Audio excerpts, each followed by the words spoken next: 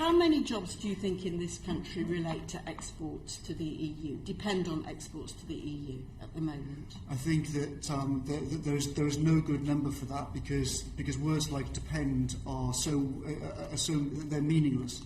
You think it's meaningless to say that a percentage of the company's turnover which comes from exports to Europe means that a proportion of the jobs depend on exports to the EU. Is that what you're saying? I didn't quite follow what you're saying, but I'll say what I think. I was on the Euro campaign 15 years ago when the famous. Sorry, I'm not interested in the Euro campaign 15 years ago. Yes. I'm asking you, do you know how many jobs depend on exporting to the EU in the British economy? It's a very simple question. And I'm saying to you that the word depend renders the sentence meaningless. We've had this argument that's been going since March 1999 when the big study was published about the so-called 3 million jobs depending on the EU. Now, so you do know the numbers. So you do know that 3 million jobs in this country depend on exporting to the EU. I spoke to the guy who did that report the day the report was published in 1999, and do you know what he said? He said that the use of this campaign, of this report by Britain in Europe is, quote, worse than Goebbels, unquote. That's what he said that morning, and that's why So you're saying that the suggestion in the document published by the government, which was written by Treasury officials, estimating that the number of jobs relating to exports to the EU, which they put at 3 million, is worse than Goebbels? Is that what you're telling me? I'm saying that the people who wrote the original research have described its use by the likes of Nick Clegg and the pro-EU campaigners as worse than Goebbels. Correct. That's not my words. That's the words of the people who actually wrote the report. Because it conflates the weasel word "depend" with they will be lost if we vote to leave. Sorry, which is a non sequitur. Mr. Cummings, I haven't asked you about how many jobs would be lost were we to leave the EU. That wasn't my question. I was asking you about how many depend. I agree with you. There is a distinction to be made about the current state of the British economy and what would happen were we to leave. Mm-hmm. I'm asking you to concentrate now for a minute, not on what happened 15 years ago, but on the number of jobs in this country which depend on exporting to the EU. And the figure based on the ONS, and you say that you always use the official statistics as well, is 3 million. Do you know what proportion of that are manufacturing jobs? I think you're misunderstanding these numbers. The government's own figures show that only 5% of British businesses export to the EU. 5%. 95% don't.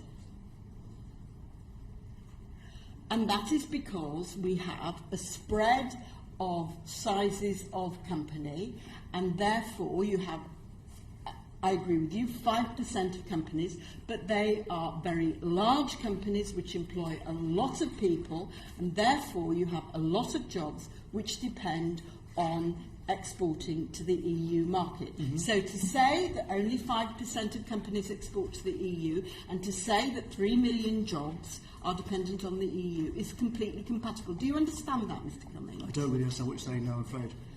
Mr. Cummings, do you understand that not every company in this country is the same size? I do understand that, yes. Good. So you think that at the moment only 5% of companies export to the EU?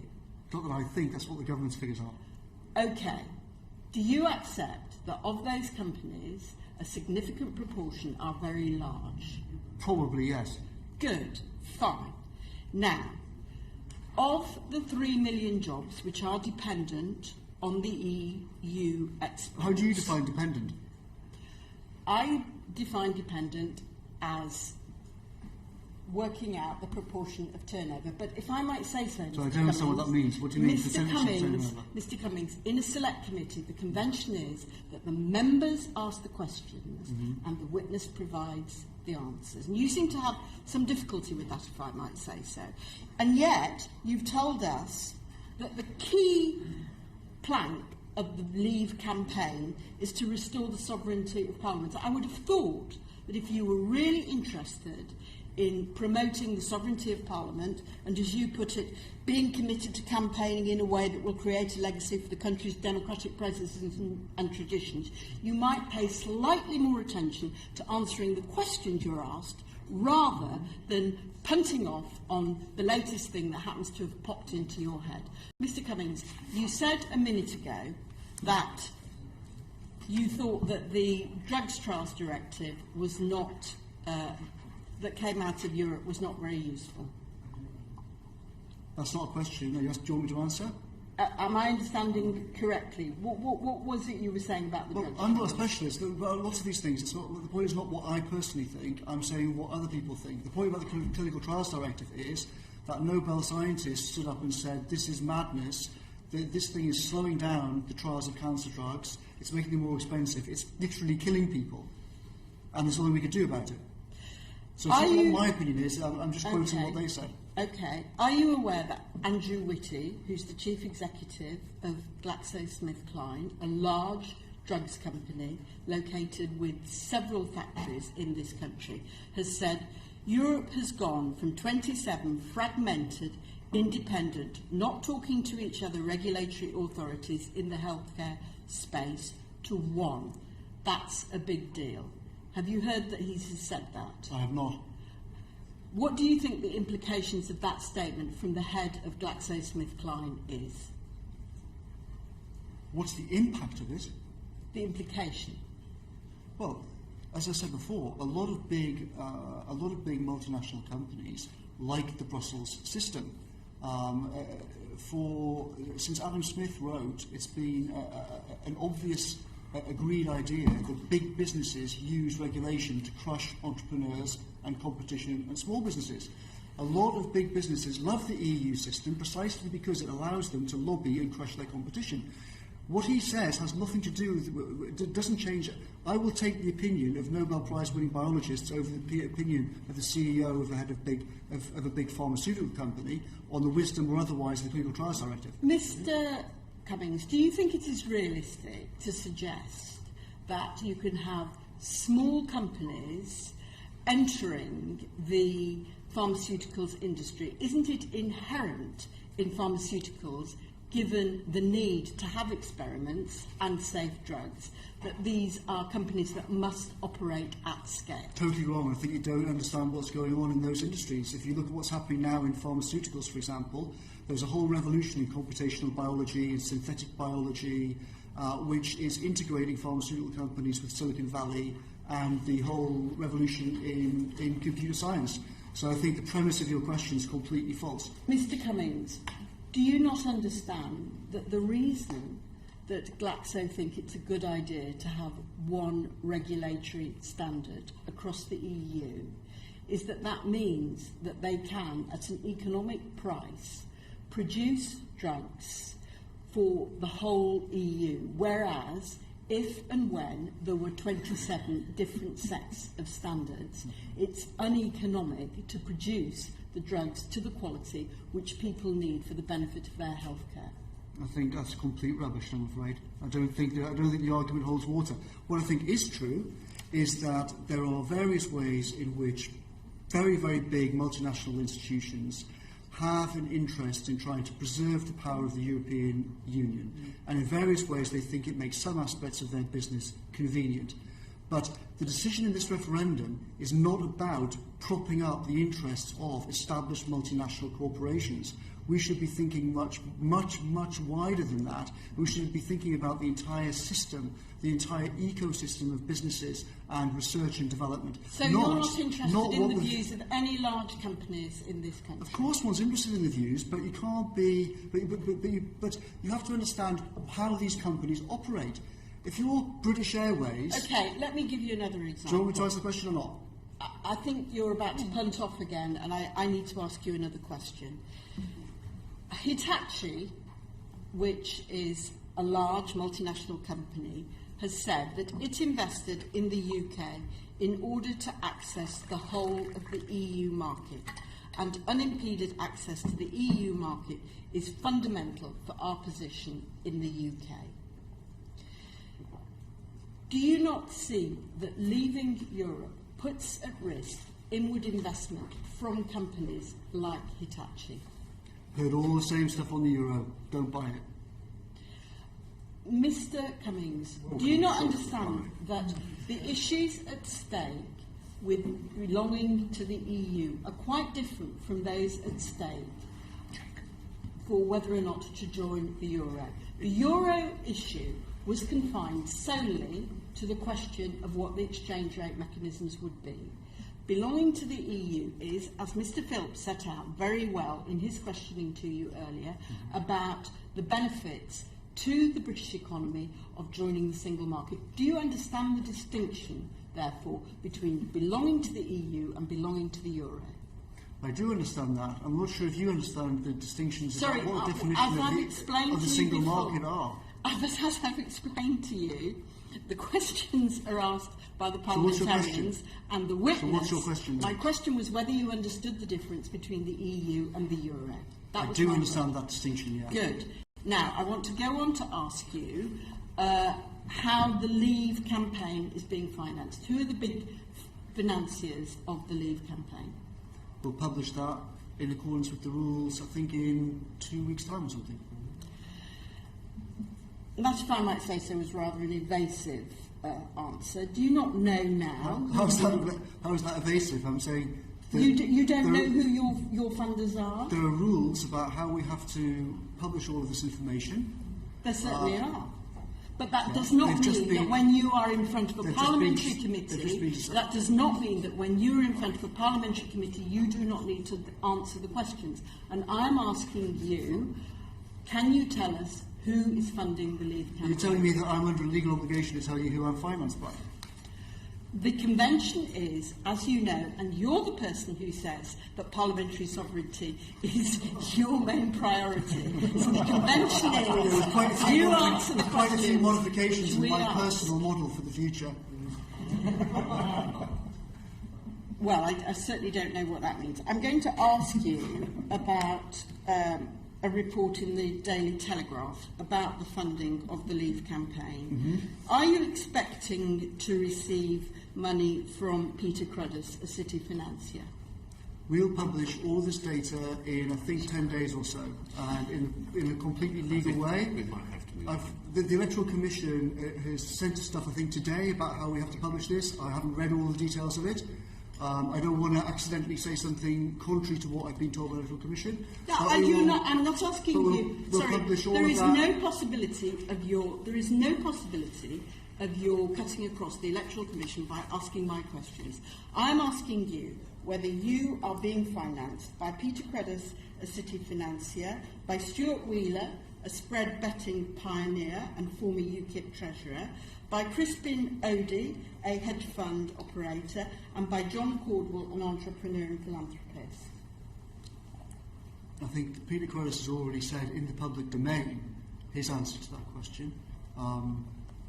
All funding information will be put into the public domain in a proper legal way, as we are obliged to. I'm not sure what more I can say than that. We're not hiding anything. It's all going to be public. Well, you are hiding it because you're not answering the question. Mr. Cummings, the reason I'm asking you about the funding is not pure curiosity, but your answers to my questions about pharmaceuticals and manufacturing were, if I might say so, rather thin.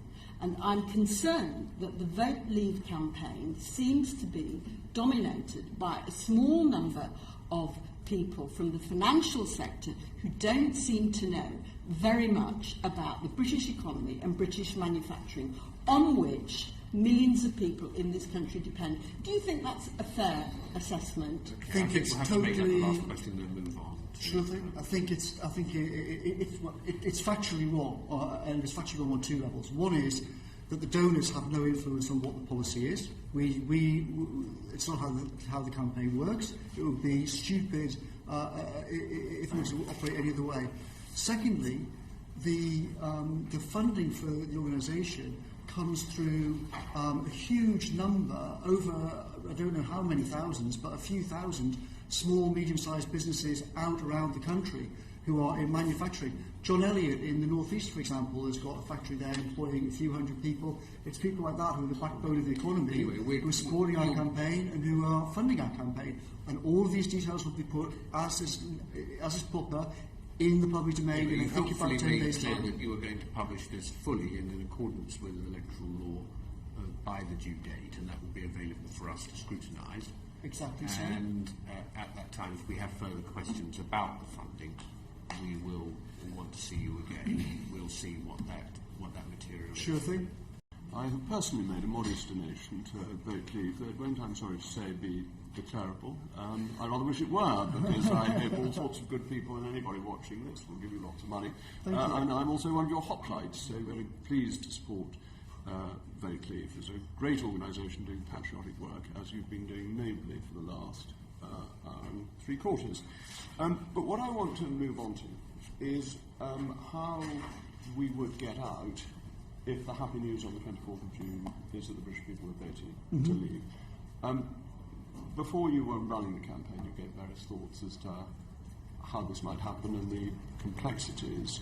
The Prime Minister is saying that he will exercise Article 50 on the Friday morning.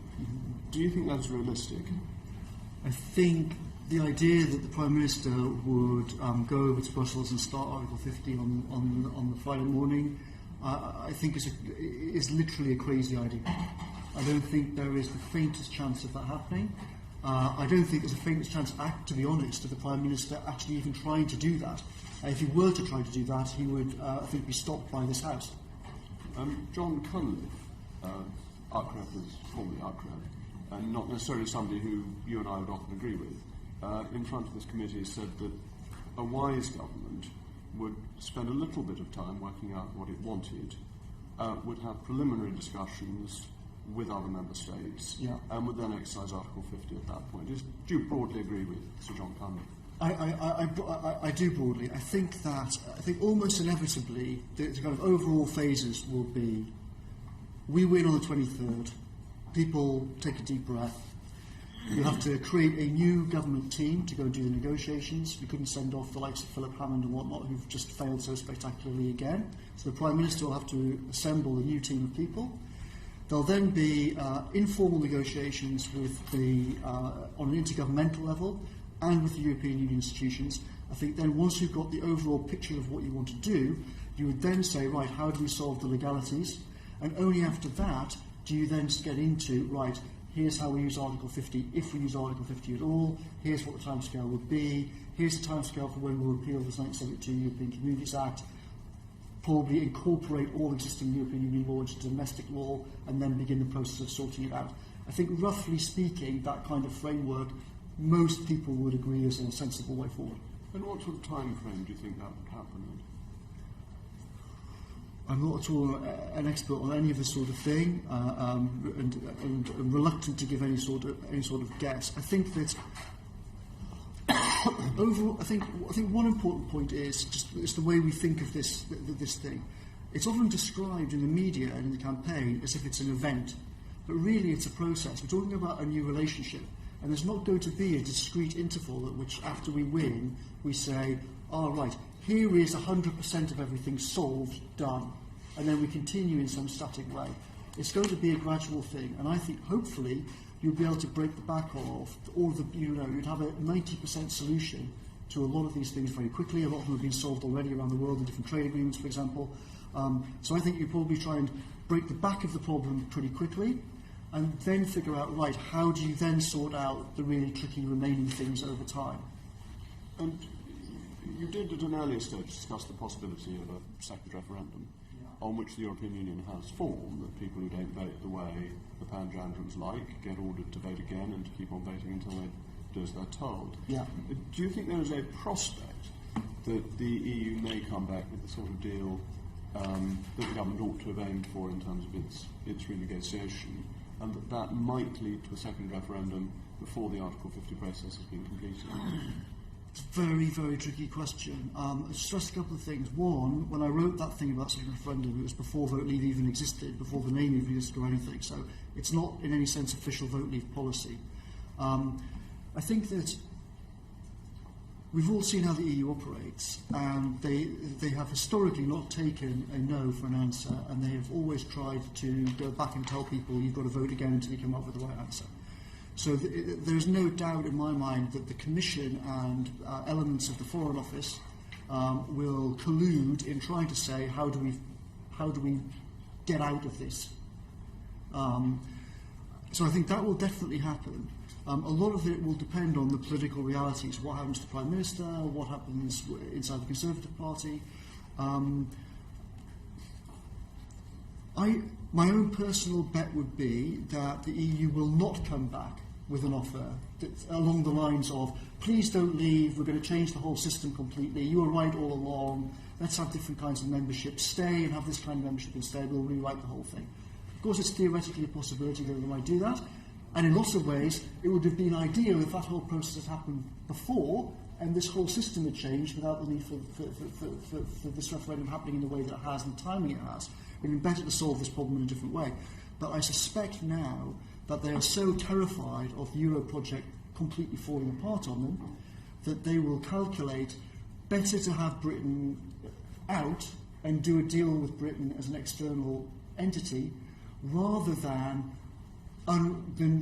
potentially start the dominoes toppling. Now, as you know, the history of this project is that Monnet and Delors have stuck to a very strong principle, and that is integration is one way only.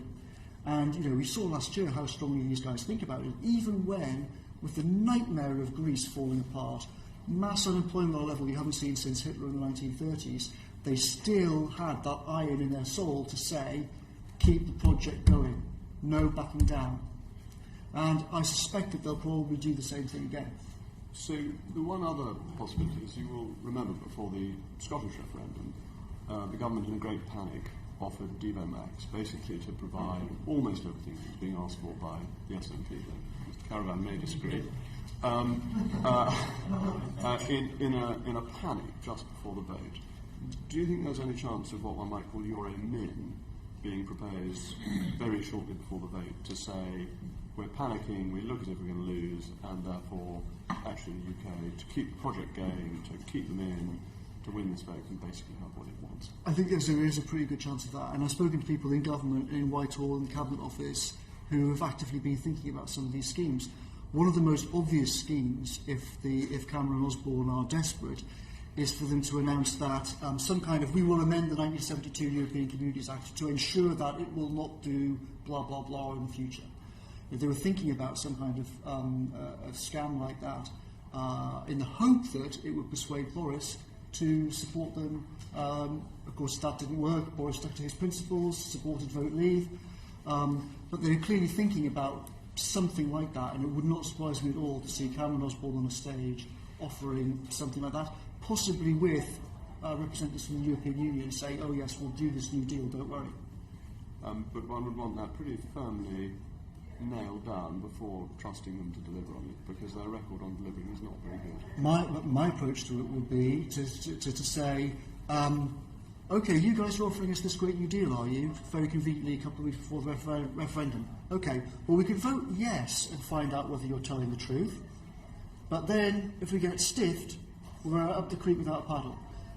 By far the safest thing, if they really are desperate and they're offering some new deal, vote no, and we'll find out next week if there really is a deal on the table.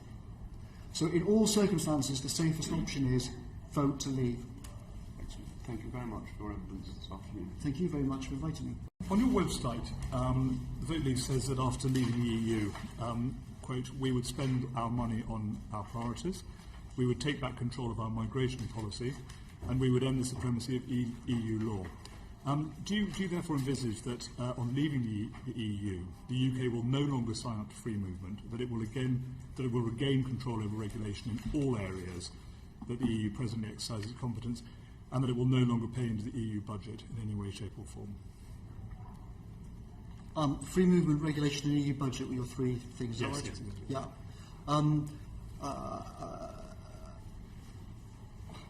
Roughly speaking, yes, but with a couple of kinks. In terms of the regulation, as we were discussing earlier on, increasingly the regulation which comes from the EU is actually coming from global bodies. So there are some things which we have currently implemented as EU rules, which are actually things that are coming down at a global level. So even after we leave the EU, we would not necessarily get rid of them. We would implement them differently, perhaps, but there would not necessarily be. Rephrase it. That's a stupid way of putting it. There definitely will not be a complete abolition of all of these things.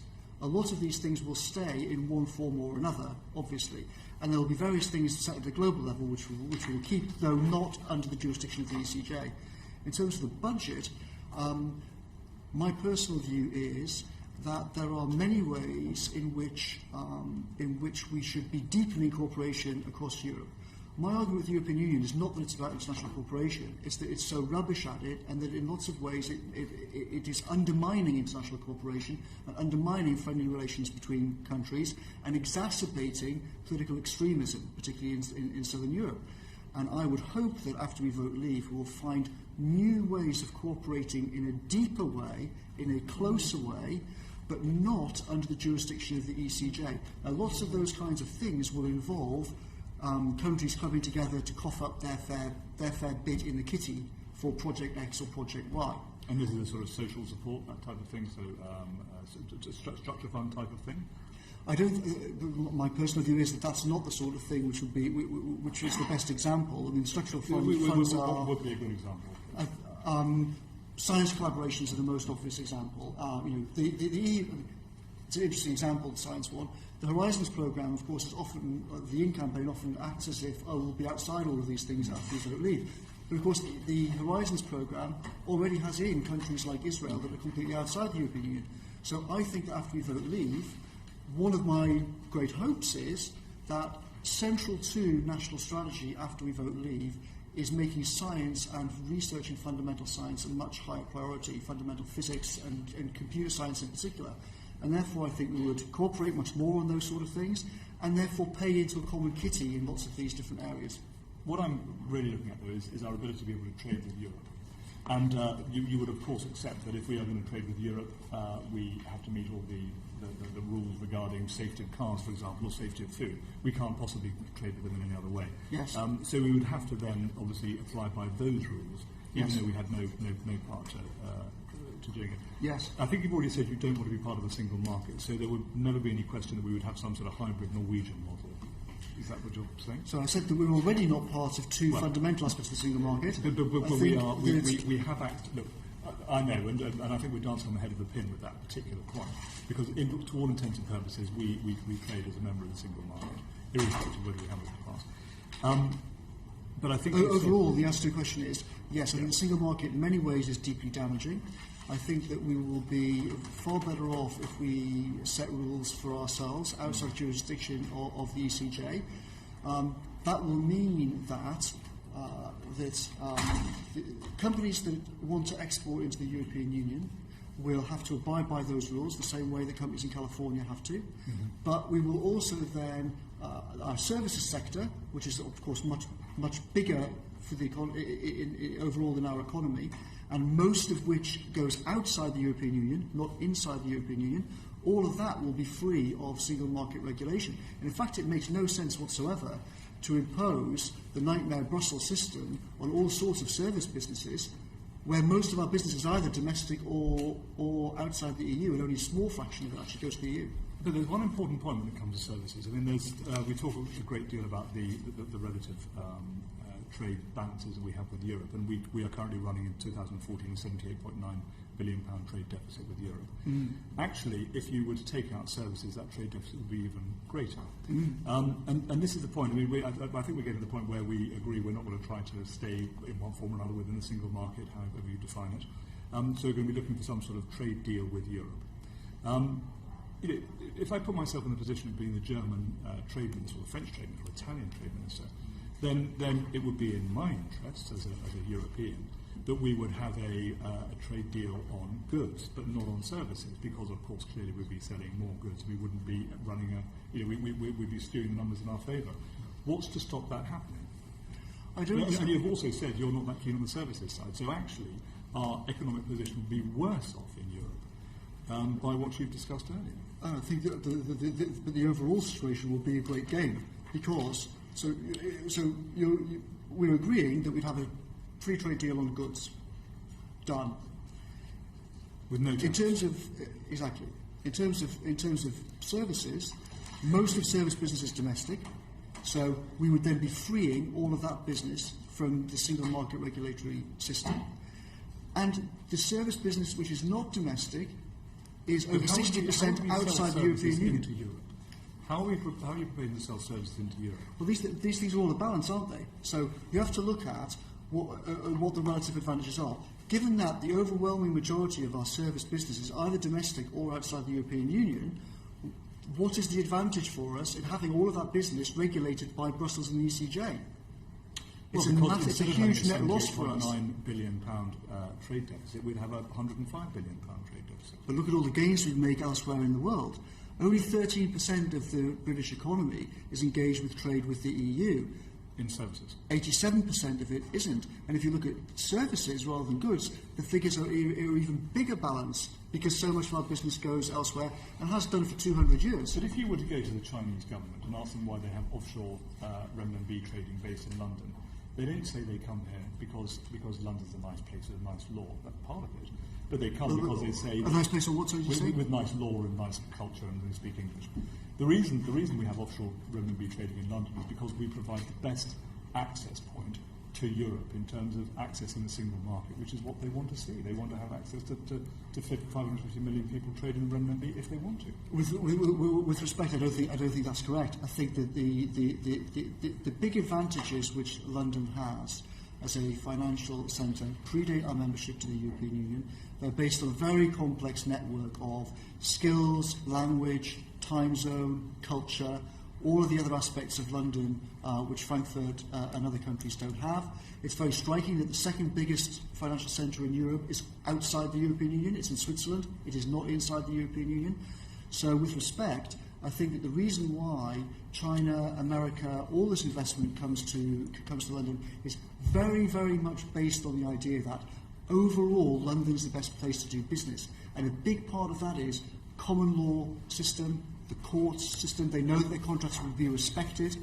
That's why they want to trade here, and that's why harmonising our rules with Greece will be a disaster for those kinds of services. Why do we want shipping, insurance? Rules with us would be very successful for Greece.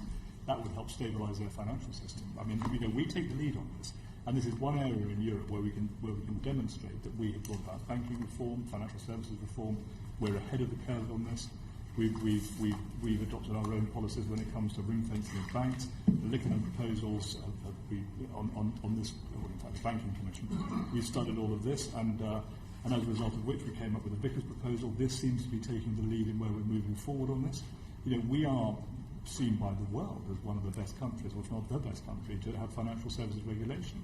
Europe comes up with odd things which are incredibly irritating, and no doubt about it. Many of us here will get very frustrated about potential financial transaction tax, bonus caps, this kind of stuff, which are not right for one reason or another. But nonetheless, we can, the overall direction of travel is one of positive movement. We've accepted that you don't necessarily agree we want to continue to be part of a single market. We would have to organise an arrangement, and in a trading arrangement. And in the Guardian this morning, your reporter is saying, this is as a result of Michael Gove's speech yesterday, that you've spoken to umpteen ambassadors inside and outside the Eurozone who said they would be willing to do a comprehensive trade deal with the UK. Would you like to share with us which ambassadors those were and indeed how many there were? No, I wouldn't. Are there any? There's umpteen. Umpteen. So somewhere between 13 and 19. There's kind of what I've always understood. It's a reasonable definition of umpteen. But you're not going to share with us who they are? No. Why not? Surely you... I mean, this is a fantastic piece of news. If you're able to come with the vote leave and be able to say that there are ambassadors of countries that we want to do business with, why wouldn't you want to share that? What do you think would happen if I said, oh yes, I had lunch with the ambassador to X yesterday and he said blah about this? Do you think everyone would go, oh God, Cummings is right after all. Oh, that argument's collapsed. Well, if you come back to us, the ambassador would say, just completely invented it. I never said any such thing. What does this crazy person say? Yeah, probably.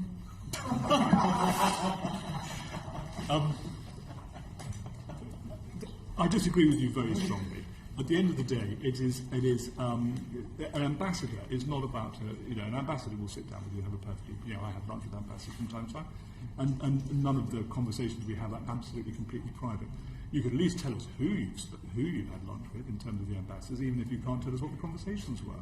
At least it gives us a bit of a clue as to are you talking to Malta or are you talking to Germany? It's important that we know which ones they are. Well, everyone's free to go and talk to all of these people, but with respect, I'll But keep private conversations. The thing is, we do talk to many of these people. We do. And they don't say what you do, including, I might add, some of these international investment banks. I've spent a great deal of time having private conversations with these investment banks. And actually, what you've said actually goes completely against what they're saying to me in private. And this is over the period of the last 2 or 3 years, where I've been speaking to them as a member of the Fresh Start project, which, as you know, the substantive part of which has now gone into the Moses the Vote Leave campaign, leaving 1 or 2 of us behind as enthusiastic. As an isolated minority of about 500 members of Parliament, and on it goes anyway, so we're getting slightly distracted. But the point is, it is important that by not answering some of these questions, and I don't mean to be rude, but it comes over as you looking sort of slightly shifty, not having the answers. And we're giving an opportunity to come up with a very strong arguments as to why we should come out. Maybe I can move on to something else. Michael Gove raised the European Free Trade Zone yesterday. This is not something I've heard of, and I'm not sure many of my colleagues on this committee have ever heard of it before. Could you talk about, you talk about it on your website, there's a European Free Trade Zone from Iceland to the Russian border, and we will be part of it. What is this European Free Trade Zone? Well, from Iceland to the Russian border, there is a network of different relationships in which all European countries, in or out of the EU, in or out of the Euro, enjoy free trade in goods. A lot of the arrangements are slightly different, obviously, but generally speaking, there is free trade in goods over that entire area. And the big exception is Belarus. And the idea that Britain is going to be alongside Belarus as the only 2 countries without free trade in goods in Western Eurasia is not a sensible prediction, I don't think. No, sure. But obviously we've talked about services. So Switzerland is the second biggest financial services centre you've talked about in the world, doesn't have agreement covering financial services. The Ukraine, which has just negotiated a free trade agreement that retains tariffs in certain sectors. It doesn't cover cross-border provision of most services, including financial services. Again, Turkey, which is part of the EU customs union, and is therefore unable to pursue an independent trade policy. Is Turkey part of this free trade zone? No, I mean, so Turkey, as you say, is inside. Kosovo doesn't have a preferential agreement with the EU. I think Kosovo does have some sort of deal with the EU, actually. I think you might be wrong about that. Okay, we can always check that. But we can check that. I think the overall point is that there is free trade in goods from Iceland to Russia. Belarus is the only example, is the only counterexample, and we're not going to be with Belarus. There'll be a deal because it's in everyone's interest for there to be a deal. When you talk about this European free trade zone, as I say, this is a concept which has kind of really made its debut yesterday, I think, in Michael Gove's speech. But what is it? I mean, at the end of the day, what you're talking about is actually a number of countries have come up with their own individual arrangements. This is not a club that we can become a member of. It's we come up with our own arrangements and we just become another country within this sort of notional group of countries bordering the edge of Europe that has a notional trade arrangement surrounding goods. Is that right? Roughly. What's the overall architecture that we need? We need an overall architecture in which all countries in Europe, in or out of the EU or in or out of the Euro, can trade freely and cooperate in a friendly way, in all sorts of ways, deeper than we do now. That's the system which Europe needs to create. The current system is manifestly broken. Over the next 20, 30 years, a new system is going to come into place one way or the other. We can do it the hard way or we can do it the easy way. Our argument is that after we vote leave, it will force this discussion onto the agenda for Europe. They won't be able to treat us like Ireland or some other little country that can just say, get lost and go and do it again. It will force the creation of a much, much friendlier, happier European system. we will end the Delors-Monet picture in which there is only one way forward, and that is that the European Commission and the European Court of Justice get more and more power and money every year. That will end, and that will be a good thing, not just for Britain, but for all of our European friends. But do you envisage a non-European, non-EU, but European continent free trade zone? Certainly, I think it would be a So great thing. you would see this as a club developing that's outside the EU, is that right? The failure of the Euro project means that the institutional architecture for Europe is going to have to change. It's already changing.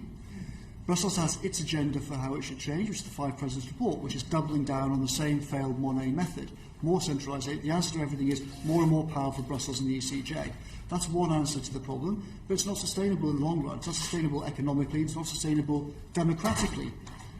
People are not going to go with it over the next 20 years. So, by hook or by crook, we're going to need a system in which the non-Euro countries of Europe can trade and cooperate in a friendly way and say, look, you guys have got your project, carry on.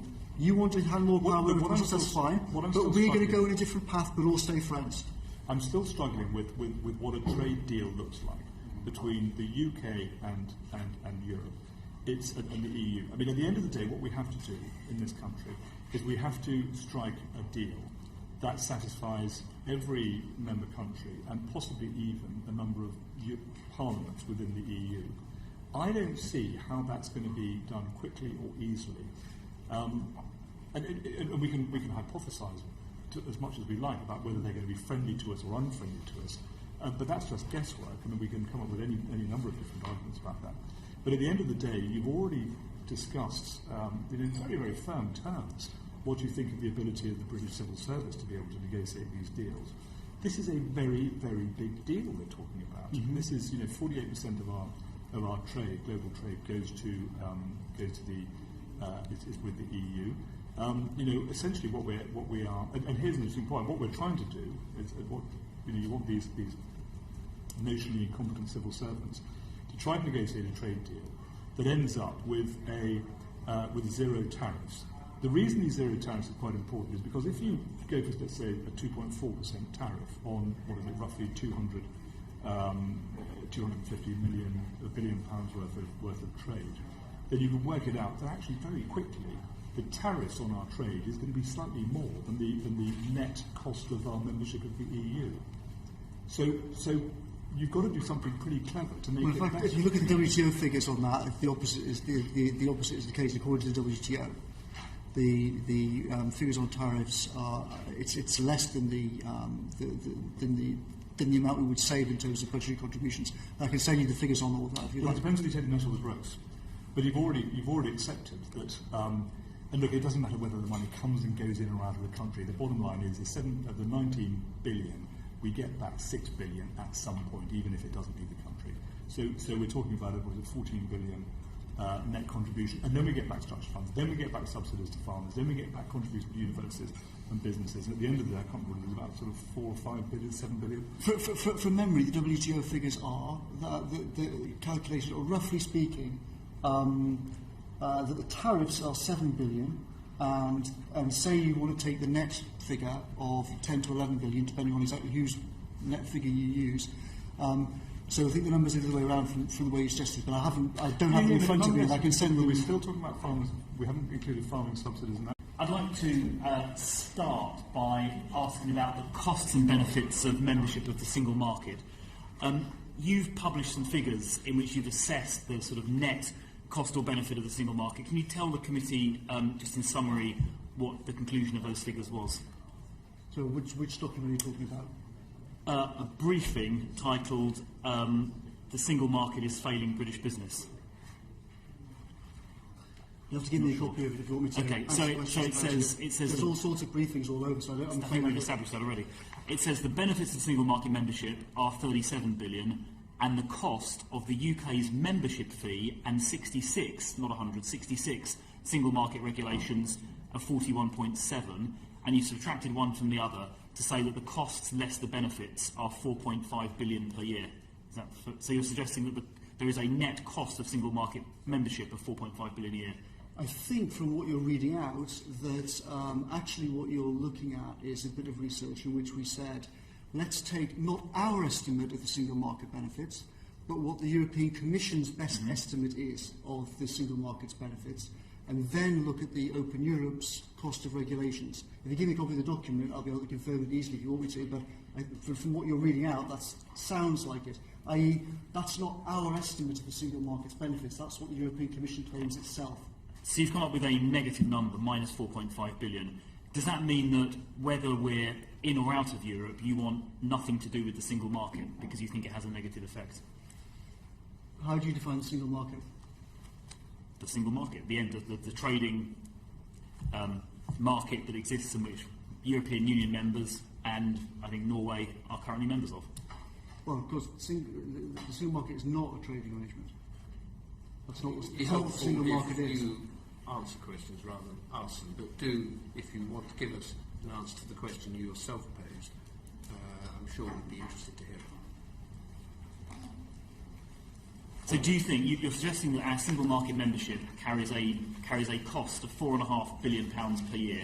Does that mean you think we should not be part of the single market? So, as I said before, we're saying, even if you take the Commission's most optimistic prediction of what the benefits are, and you take a reasonable assessment of some of the costs of it, you still get a negative number, and that tells you something. If you look at the overall economic analysis over the last 30 years, people have not been able to come up with any convincing numbers on the benefits of the single market. In fact, intra-EU trade has gone backwards. We're coming on to that in a minute. Market. But so you're suggesting this minus 4.5 billion may even be a worse figure than that. But you're not True figure, I'm almost sure will be worse than Fine. that. Yeah. So does that mean, this is really a yes/no question, does that mean you think we should not be a member of the single market, whether in or out of Europe? What do you mean by the single market?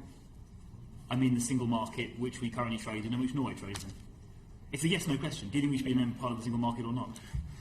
The single market is defined by the European Union as including membership of the Euro and membership of Schengen. Well, that isn't true because we're currently members of it, and we're neither Euro members nor Schengen members. So that clearly isn't true. Exactly. That's the point. But that's how the European Commission and the European Court of Justice define the single market. Well, we're currently members of it, and that's not how it's operating. It's a very simple question which you're persistently refusing to answer. Do you think you're confused about what the single market is? Look, we are currently a member of it. Norway is currently a member of it. Other EU members are members of it, whether or not they use the euro. It's a very simple question. Do you think we should be a member of part of the single market or not? Yes or no? The single market is a political project from Jacques Delors, and it encompasses both. Can you answer the question, yes or no? I'm answering the question. It encompasses economic and monetary union, and it encompasses the Schengen area, and it encompasses all sorts of other things, including procurement rules, which have nothing to do with trade. Then can you explain to me how come we're part of the single market? Then how come we're part of the single market without being part of Schengen and without being part of the euro? If what you say is true. It's not a question of if what I'm saying is true. It's a legal definition in the treaty. Do you want me to read it out to you? Then how come we're part... So you're saying the UK is not part of the single market currently? No. You're misunderstanding what I'm saying. What I'm saying is that the European Union itself defines the single market as including economic and monetary union and an area without internal frontiers, i.e. the Schengen area. Then we are already not part of two of the biggest aspects of the single market. And they are two aspects of the single market which, in my opinion, and the opinion of many people, are very, very damaging. Other people take a different view. The chairman of this committee was a very firm supporter of the euro and the ERM. Other people have different attitudes towards different aspects of the single market project. Okay. As a matter of fact, I was an opponent of joining the ERM when we did, and I've never been a firm supporter of the euro project either. But don't let it worry you, Dominic. It sounds as if you're as fast and loose with those facts as you are with all the other facts. So when I'm asking this afternoon. Thank you, Chairman. When I'm asking about the single market, I mean the ability to trade freely in goods and financial services within Europe, which we, the United Kingdom, currently do, despite the fact we're not members of the euro, nor are we signatories to Schengen. Do you think that this arrangement for the UK costs us at least $4.5 billion and maybe more per year? Do you think we should continue to be part of that arrangement? Yes or no? Quote, even the strongest advocates of EMU will be hard put to argue that it would do better than the ERM, unquote. That's from Andrew Tyree, the chairman. So, of with this respect, committee. I wasn't asking about what Andrew said 25 years ago. So I'm just answering the point that the chairman of the committee made, that he didn't think the RM wasn't a support of the RM, and I'm just pointing out what the chairman of the committee said. If you're asking me about single market, Yes, I've explained. There are two major features of the single market, the euro and Schengen, which are very damaging. There are lots of other areas of the single market which are damaging. Overall, Vote Leave thinks that the single market project has been bad for Europe and bad for Britain. Do you think single market access, as we currently have it, so I'm being very precise now, the UK has single market access currently today, right? You think it costs us £4.5 billion or more per year. Do you think we should... No, that's not what we said. Well, you think it costs us money, right? You think it has a negative Correct. cost? Right, okay, fine. We can argue about the amount later.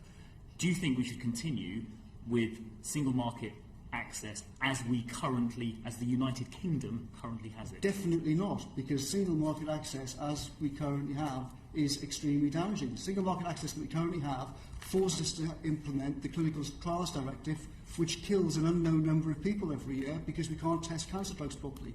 That's stupid. We'll be much better off when we're outside things like that. Okay. So you finally said you don't want to be in the single market. Okay, that took quite a long time, but we've got there. The figures you quoted, the illustrative 4.5 billion, which you think is very conservative, you've arrived at that, as I said, by taking the cost of 66, not the 100 we talked about before, but 66 regulations costing, according to you or Open Europe, 22.6 billion a year, and you've added to that the 19.1 billion gross EU figure that you mentioned before. You add those together, you get the 41.7. Is it not misleading to use the full 19.1 billion when 6 billion of that never even leaves the UK's bank account?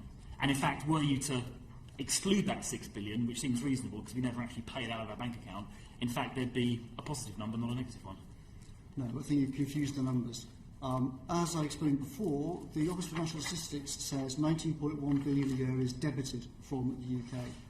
That's not me saying it, it's not Vote Leave saying it, it's the Office for National Statistics. If you don't like their definition of debit, then you should take that up with the ONS. But so if you're maybe talking about debited in an accounting sense, there is a simultaneous credit of £6 billion, and in terms of cash physically going out of our national bank account, only 13 billion crosses the border and goes to Brussels. No, but then you're using this argument about the rebate, which has no proper purchase. In what sense? Well, because the rebate is not just our money. The rebate is something that has to be argued over, and the European Union often says that we don't have it. I'll quote the guy who's running the In campaign. It is not a unilateral decision of the British Treasury or the British government to just say, quote, this is our rebate, we're entitled to it, pay up, unquote. The way this works, and has always worked, is there is a negotiation with the European Commission. That is a direct quote from the Chancellor of Exchequer and the guy who's running the In campaign to this committee. We don't have to ask them to pay up, we simply don't give it to them, we just deduct it at source. We pay them 13, not 19. Wrong, that's not what the Chancellor says. The fact is, we pay them 13, not 19. That's not what the Chancellor says. If that's true, then you should bring the Chancellor back and ask why he's misled this committee, because it's not what he told you. I think I know who's misleading the committee. Right, you mentioned intra-EU trade earlier, so let's just talk about that. Your website says that the EU's own figures since 1999, and you repeated it a few moments ago, shows intra-EU trade has declined. Can you just comment on those figures and where they come from? I think there's been... Over the years, I've seen all sorts of studies on this. The Fed in New York did a big study a couple of years ago about it. There are lots of different numbers floating around, but they all show the same rough picture. From when we joined the economic community in the 70s, our trade... I asked about 1999. Your website refers to 1999, and that's the period to today, and that's what I'm asking about.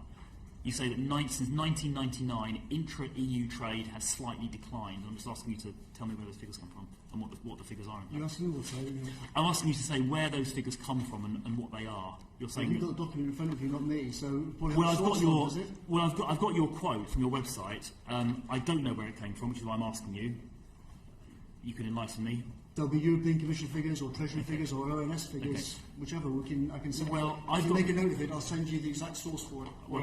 That would be helpful if you make a note of it and send it to us.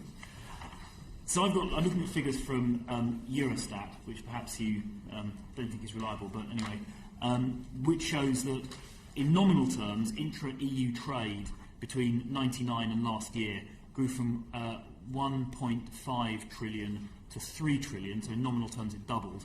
In real terms, so adjusting for inflation, it was 2.2 to 3, so that's a 39% increase. Even as a share of GDP, it grew, so the most sort of conservative possible way of defining it, it grew from 17.2 to 20.8. So on any measure, nominal, real, or as a proportion of GDP, intra-EU trade grew in the period 1999 to 2015.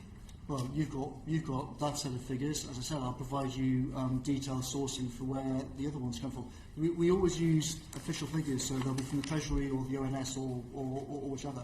The fundamental story is, since the creation of the single market, is clear. It was sold as a project that would lead to a huge boost in intra-EU trade, which hasn't materialised. Trade, it hasn't materialised for Britain. It hasn't even materialised between Germany, France, Italy, the core of the Eurozone. Well, according to this, it's gone up by 39% in real terms. Well, I think you're looking at the wrong figures.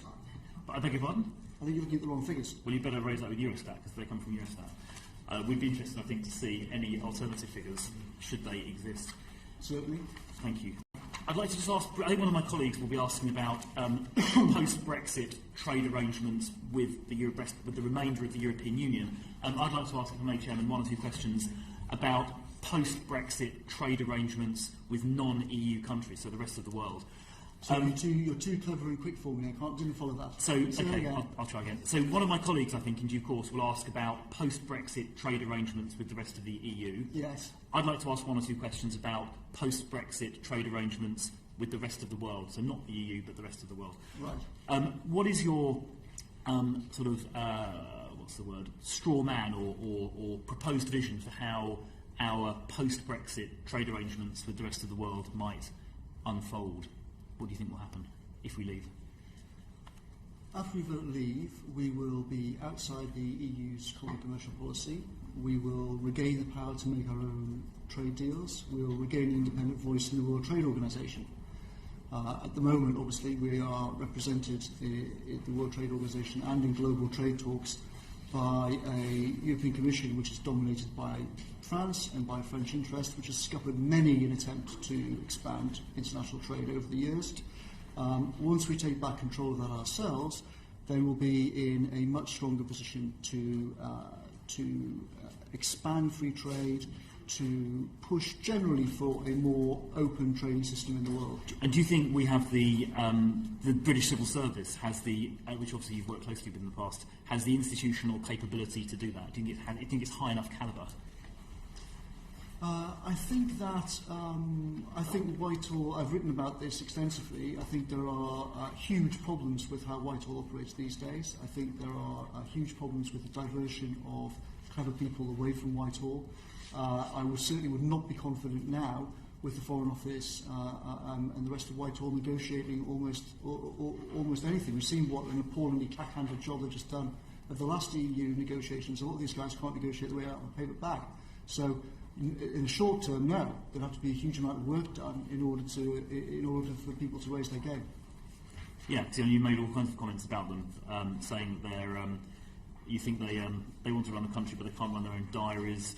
You said they've got the wrong people with bad education and no Correct. training, and you said it's a bureaucratic system gone wrong, so duff people are promoted. So exactly so. To rely on these people to negotiate any arrangement seems like a bit of a stretch. Well, vote leave is only when we vote leave, it's only one part of a general process of national renewal, which we need. And as I've also written on many occasions, it would be very foolish to think that simply voting to leave the European Union and repealing the 1972 European Communities Act is going to solve all our problems, like some sword of Damocles that comes down and with one chop everything is solved. That obviously is not going to happen. There are profound problems with modern Whitehall. The training, selection of senior decision makers is generally speaking appalling. Okay. Who would be top of your list for a bilateral post-Brexit trade negotiation, ex-EU? I think an obvious start would be to look at which of the countries that we currently have the closest relations with in general. Since shortly after 1945, we've had the closest relations we've had with countries have been with the America, Canada, Australia, New Zealand, the Five Eyes intelligence sharing agreements.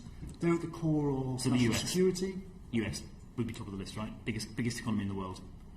Those 5 countries are an obvious beginning. We have deep ties with them historically. Got it. They have the same common law system that we do, unlike almost So anyone are else you in at Europe. all? Got it. Okay, US. So are you at all deterred or disheartened by a comment made by Michael Froman, who is the US trade representative, who said, and I'm quoting, "We're not particularly in the market for free trade agreements with individual countries. We're building platforms that other countries can join over time." So he doesn't seem, Mr. Froman doesn't seem. It sounds like he's not going to be terribly receptive to our overture. No, not worried. We've been in the EU for 40 years. The EU's made zero progress with any kind of sensible trade agreement. They're now in the process of creating this awful hybrid of TTIP, which is not a proper free trade agreement, and is aiming to prop up the interests of various multinational corporations which shouldn't be propped up. After we vote leave, we'll be able to negotiate directly with America, Australia, these countries. These are our friends. These have been our friends over 200 years. This will be much simpler for us to negotiate these things than it will be via the French middleman in Brussels, which has scuppered trade deal after Isn't the trade current deal. trade commissioner a Brit? We all He's know. not a French middleman. We all know that the trade negotiations have been dominated by the French for 50 years, and that's the case now. It's why the recent negotiations with India were scuppered yet again over the French film industry, which happens once every, I don't know, sort of once every 7 years or something. It's a tradition. Okay, thank you. Well, I think, Chairman, we've established that vote leave don't want to be part of the single market. I just want to first of all clarify, and I should have explained at the start, that neither Matthew Elliott nor Aaron Banks are able to attend today for personal reasons, and we intend to provide another opportunity for them to give evidence as soon as possible. And I'd just like to clarify one point that comes out of the evidence you've just been giving. Am I to conclude from what you've said when you talk about by hook or by crook the system's got to change, that were Britain to leave, and were that to lead to the disintegration of the EU in its current form, that would be that would provide opportunities for the better, for the continent and for Britain? In other words, your objective, although primary objective is Brexit, it is also a fundamental, as a consequence of Brexit, fundamental reconfiguring of the way the EU operates. Yeah, I wouldn't use the word disintegration myself. It's a frightening word. Do you use the word that you... But I think that it's certainly the case that on the 23rd of June, the vote is about what we do. But it will have a very big effect on the whole system. And in our view, it will be a very good one, because it will force the European Union itself to change. And instead of having this single model invented very, very cleverly by Monet after the war and pursuing it, we will have a more pluralist European system. And pluralism is a good thing. No, I've understood that point. Perhaps I should clarify. What I'm trying to obtain your view on is whether you think that process, which you say by hook or by crook is going to happen anyway, will be advanced by Britain's departure, and if so, definitely, and if so, whether, if as a consequence for a period which might last several years, there may be considerable disruption. You didn't like the word disintegrate. That's why I'm offering you the opportunity to choose whichever word you want. Few things are more in need of disruption. I'd be grateful to finish what I'm saying. That might be a disruption, or whatever word you want to choose, worth paying, because we will arrive at a better place in the longer term. Is that your view? Yes, the Brussels system is proving disastrous economically and democratically. After we vote leave, it will not just be good for us, it will lead to a significant disruption in the Commission ECJ institutional architecture, and that will be very good for the people of Europe, particularly the people in southern Europe who are currently being destroyed by the Euro system. So you think it might lead to the collapse of the Eurozone, for example, that might be to the good? I wouldn't necessarily want to say that, but I think the overall institutional structure, they will not be able to persevere with relentless centralisation, 5 presidents report, etc., etc. I understood what it might bring a halt to. I've just been pressing all the time to try and understand what we might move towards. Is it a world in which we no longer have the Eurozone, and would that be to the good? Well, as you know, I think it was a profound error to have created it. It now exists. I think that it's not for some people on our side think that we should try and continue to exercise vetoes over how the euro works. Yes. We should stay in. I'm not asking all that set of questions about the management of the Eurozone from where we are now. I'm asking a very different question. I'm asking a question about whether it would be in our interest, the UK's interest, for the Eurozone to disintegrate or to separate out back into constituent currencies. And if so, whether you think that process might be advanced by Brexit. My feeling is that it would not. Put it a slightly different way. The Eurozone could end in at least 2, broadly speaking, different ways. It could end in a spectacular, catastrophic blow-up, causing huge disruption, panic, contagion throughout the system. That would obviously be a disaster not just for them, but for everybody in the world. Or it could end in a slightly different way, as other currency unions have done in the past, where the members get together and say, listen, we screwed this up, we shouldn't have done it, let's try and disentangle ourselves from that. It's conceivable that you could do the second thing in a way which would be to everyone's advantage. But I don't know much about this, but my guess is that trying to do the second thing will be extremely difficult. It's one of the tragedies of modern Europe, I think, that they created the euro because they're now between a rock and a hard place in terms of what they do. Of course, that's precisely Delors' point. So, can I just get back to... This is one of the reasons that the hearing has taken so long. I just asked 2 relatively straightforward questions. The first one is, would that acceleration of this reorganisation lead to the breakup of the Eurozone? Would it be likely to? And would we want that? Would that be in Britain's interest? Was that a yes or a no to that one? No, my point, your first question was about the EU, and I said that I thought it would force institutional changes in the EU, and that would be for the good. Your second question was about the euro. I think that's a more complicated question. My feeling is that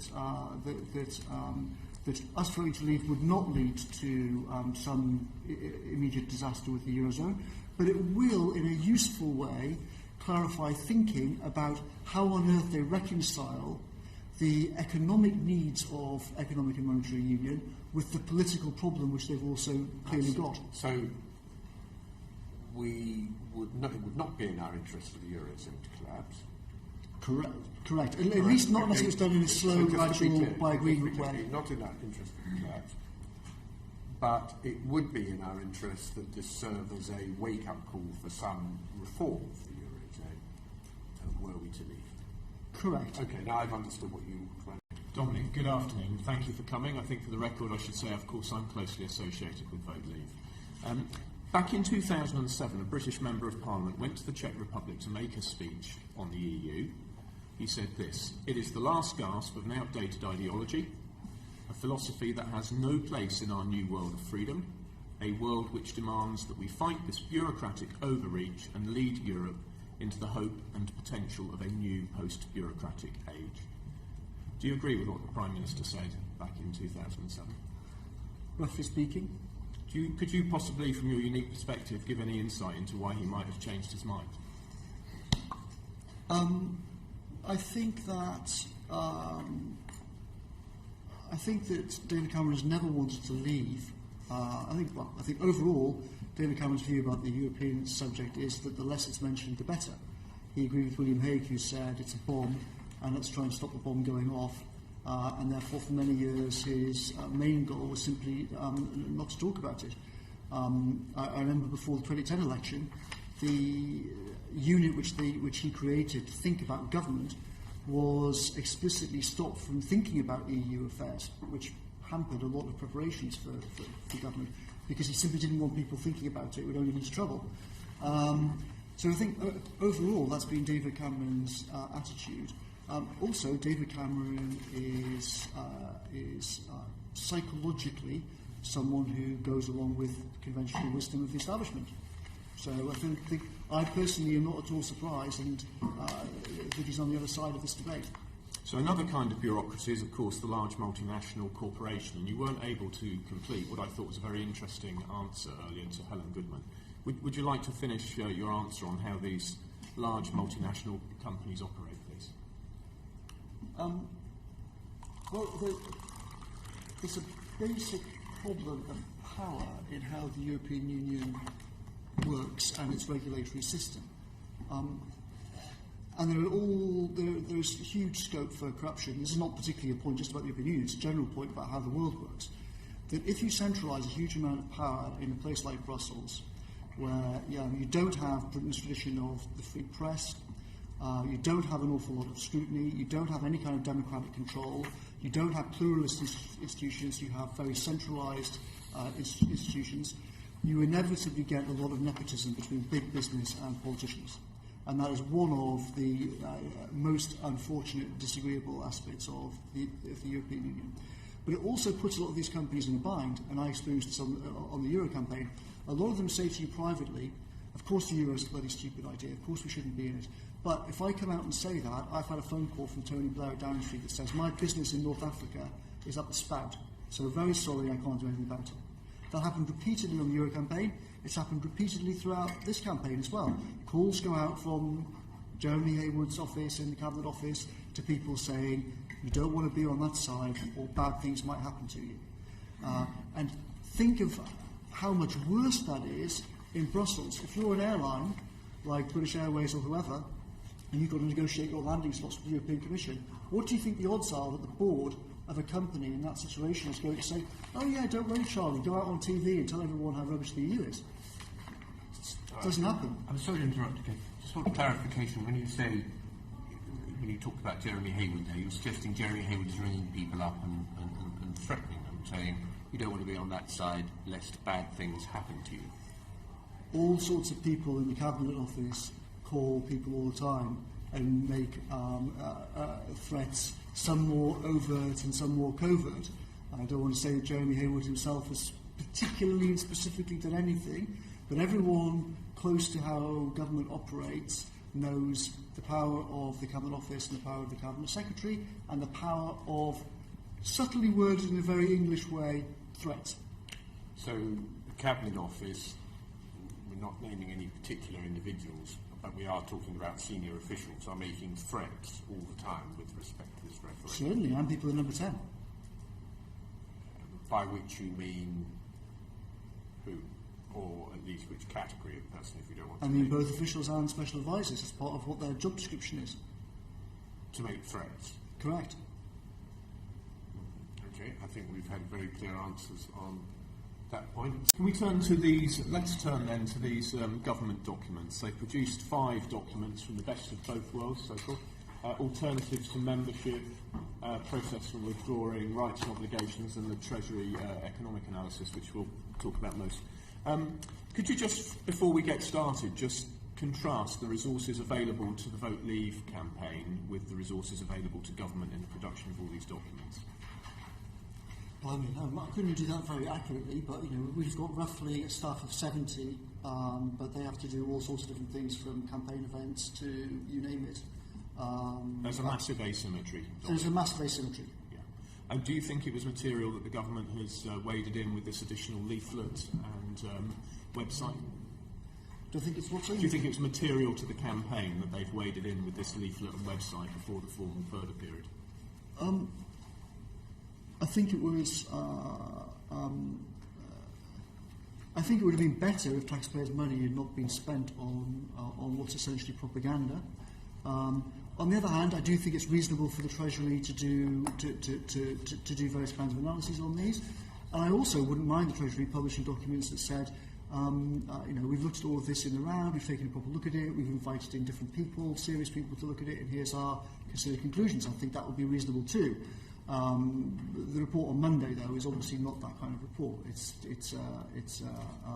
something else. Just to run through each of these very briefly, the first one is the best of both worlds, which is claiming we've got a special status in a reformed European Union. Obviously, I've read Vote Leave research on it. Can you just characterise Vote Leave's position on this claim that we've had a reformed European Union with a special status for the UK?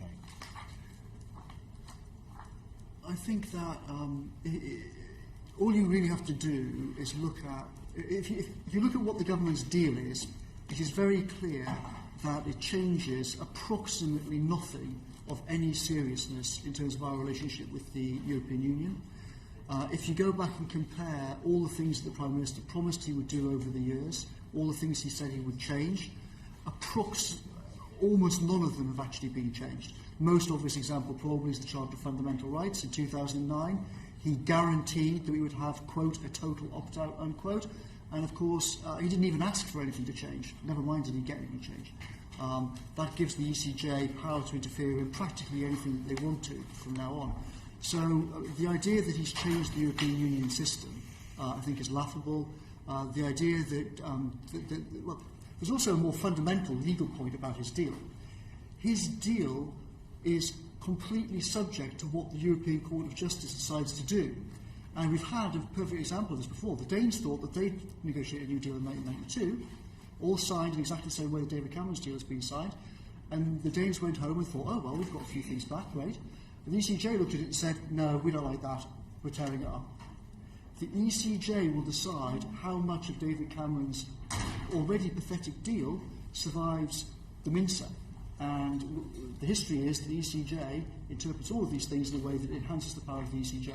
On the alternatives to membership, possible models for the UK outside, do you think it rises to the challenge of the UK's relationship to Europe? Or do you think you've talked about quite a significant reordering of the European system of nation states. Do you think the alternatives to membership paper even comes close to meeting the challenge of the days we face? No, I don't. I think they could have looked at all sorts of other things, but that presupposes that they're looking at a balanced analysis rather than just producing propaganda, and it's obvious they're just producing propaganda. I think you've touched earlier in earlier evidence on the process for withdrawing, so I won't ask you about that unless you want to make any particular observation you haven't covered already. Rights and obligations more or less states the process, the current situation. So if we turn to this HM Treasury analysis, it claims that in 2015 terms, leaving the EU for a negotiated bilateral agreement would imply long-term loss of GDP of £4,300 a year for each household in the UK, and great fanfare was made of that claim. From your perspective, does this conclusion, and indeed the other similar conclusions of the document, do those conclusions follow from the argument that's been set out? I don't think they do, but then I think that the whole methodology involved with these documents is intellectually spurious.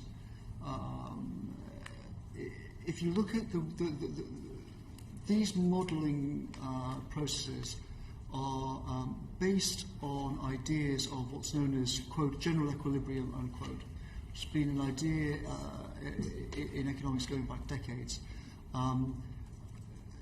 These are all the same models that constantly fail to predict the world. This is not the forum to go into it, but I would anyone inclined to take seriously this kind of modelling should go and read what Nobel Prize-winning physicists say about these sort of models. They're garbage. These general equilibrium models are not constructed in a way that make accurate forecasts about anything. And therefore I would not take them seriously. Overall, there's a general point about them, which is they're saying, what happens to... We think that trade and investment, that freer trade and more investment flows are a good thing. I agree with the Treasury about that. That's an uncontroversial view. They are assuming that that over the next 15 years, Britain's trading relationships and investment relationships with the EU will be less free and less liberal than they are now. And in my opinion, that's at least an arguable assumption. I think it's a wrong assumption, and therefore the modelling does not follow, even if you agree with their modelling methodology, which I think is not intellectually serious. After we've won, I'll look forward to discussing the flaws in these models with you. But just to conclude, are there any particular assumptions laying behind this document which you particularly would want to challenge? Bearing in mind we have the Chancellor coming in to discuss it shortly. No, I have a personal dislike for these studies that produce numbers like there's going to be £4,318 better off. It implies a kind of spurious precision to predictions where it doesn't exist. and the predictions are bogus. So variously in the press, I've seen suggestions that this report's being constructed to meet the Chancellor's requirements as expectations for what it should say. Do you think there's any justification in that claim? I think they're obviously constructed in a political way. The Chancellor's future is at stake. He's got the resources of the Treasury. He's done what lots of people do in his position, which is use the resources for his own political ends. Dominic, thanks very much. Thank you for giving evidence this afternoon. I think I'm going to try and play the committee sweeper, if you like. There are a few areas where we open up questions, perhaps didn't finish. Can we just start with some your thoughts on free trade agreements, going back to that? Can we be clear that, obviously, if we were to leave on June 23rd, we would after we've left at some stage, we would have to renegotiate our trade agreements that are currently negotiated by the EU? That's correct. Sorry, say that again. Well, at some period after we had left, and whatever that process is, and you've discussed that as response, we would have to start put in place a system of trade agreements with non-EU countries, because at the moment all of our non-EU trade agreements are effectively through the EU. Yes, so at the moment there's a set of negotiations that will be conducted by the EU on our behalf, and after we leave we will have to go through a process of figuring out how best we organise our relations with the rest of the world. But there are lots of different ways which we could try and do that. Absolutely. I mean, so we're both agreeing on that point. Could you just, for a matter of record, then say which country, in terms of the trade process, you'd like us to emulate in terms of what they've achieved, and also what, if any, country has more trade arrangements with other countries outside its own trading area than the EU has currently? I don't think there's any particular country. Britain's in a unique position in the European Union in all sorts of ways. We have, in terms of our legal system, in terms of our position in NATO, the UN Security Council, history, all sorts of things. So I'm surprised. So I don't think there's there's not any country in which we should go, let's cut and paste their agreement. Fine. I think that's quite helpful, because a lot of people suggesting there are certain laws we could cut and paste. And the final point on this, the two more points, but the first point I asked you a moment ago was, could you tell me which, if any, country or regional grouping has a more extensive network of trade arrangements than the EU currently existing? So I'm being very slow. I didn't follow your question. Well, the EU has a number of trade agreements that we get they negotiate on our behalf. Yes. We have a number of preferential agreements with countries throughout the world Yes. as a result of being a member of the EU. Rightly, we've agreed that we would have to renegotiate those relationships ourselves. Is there any other country in the world that currently has a greater set of arrangements and trade arrangements that the EU has in place at the moment?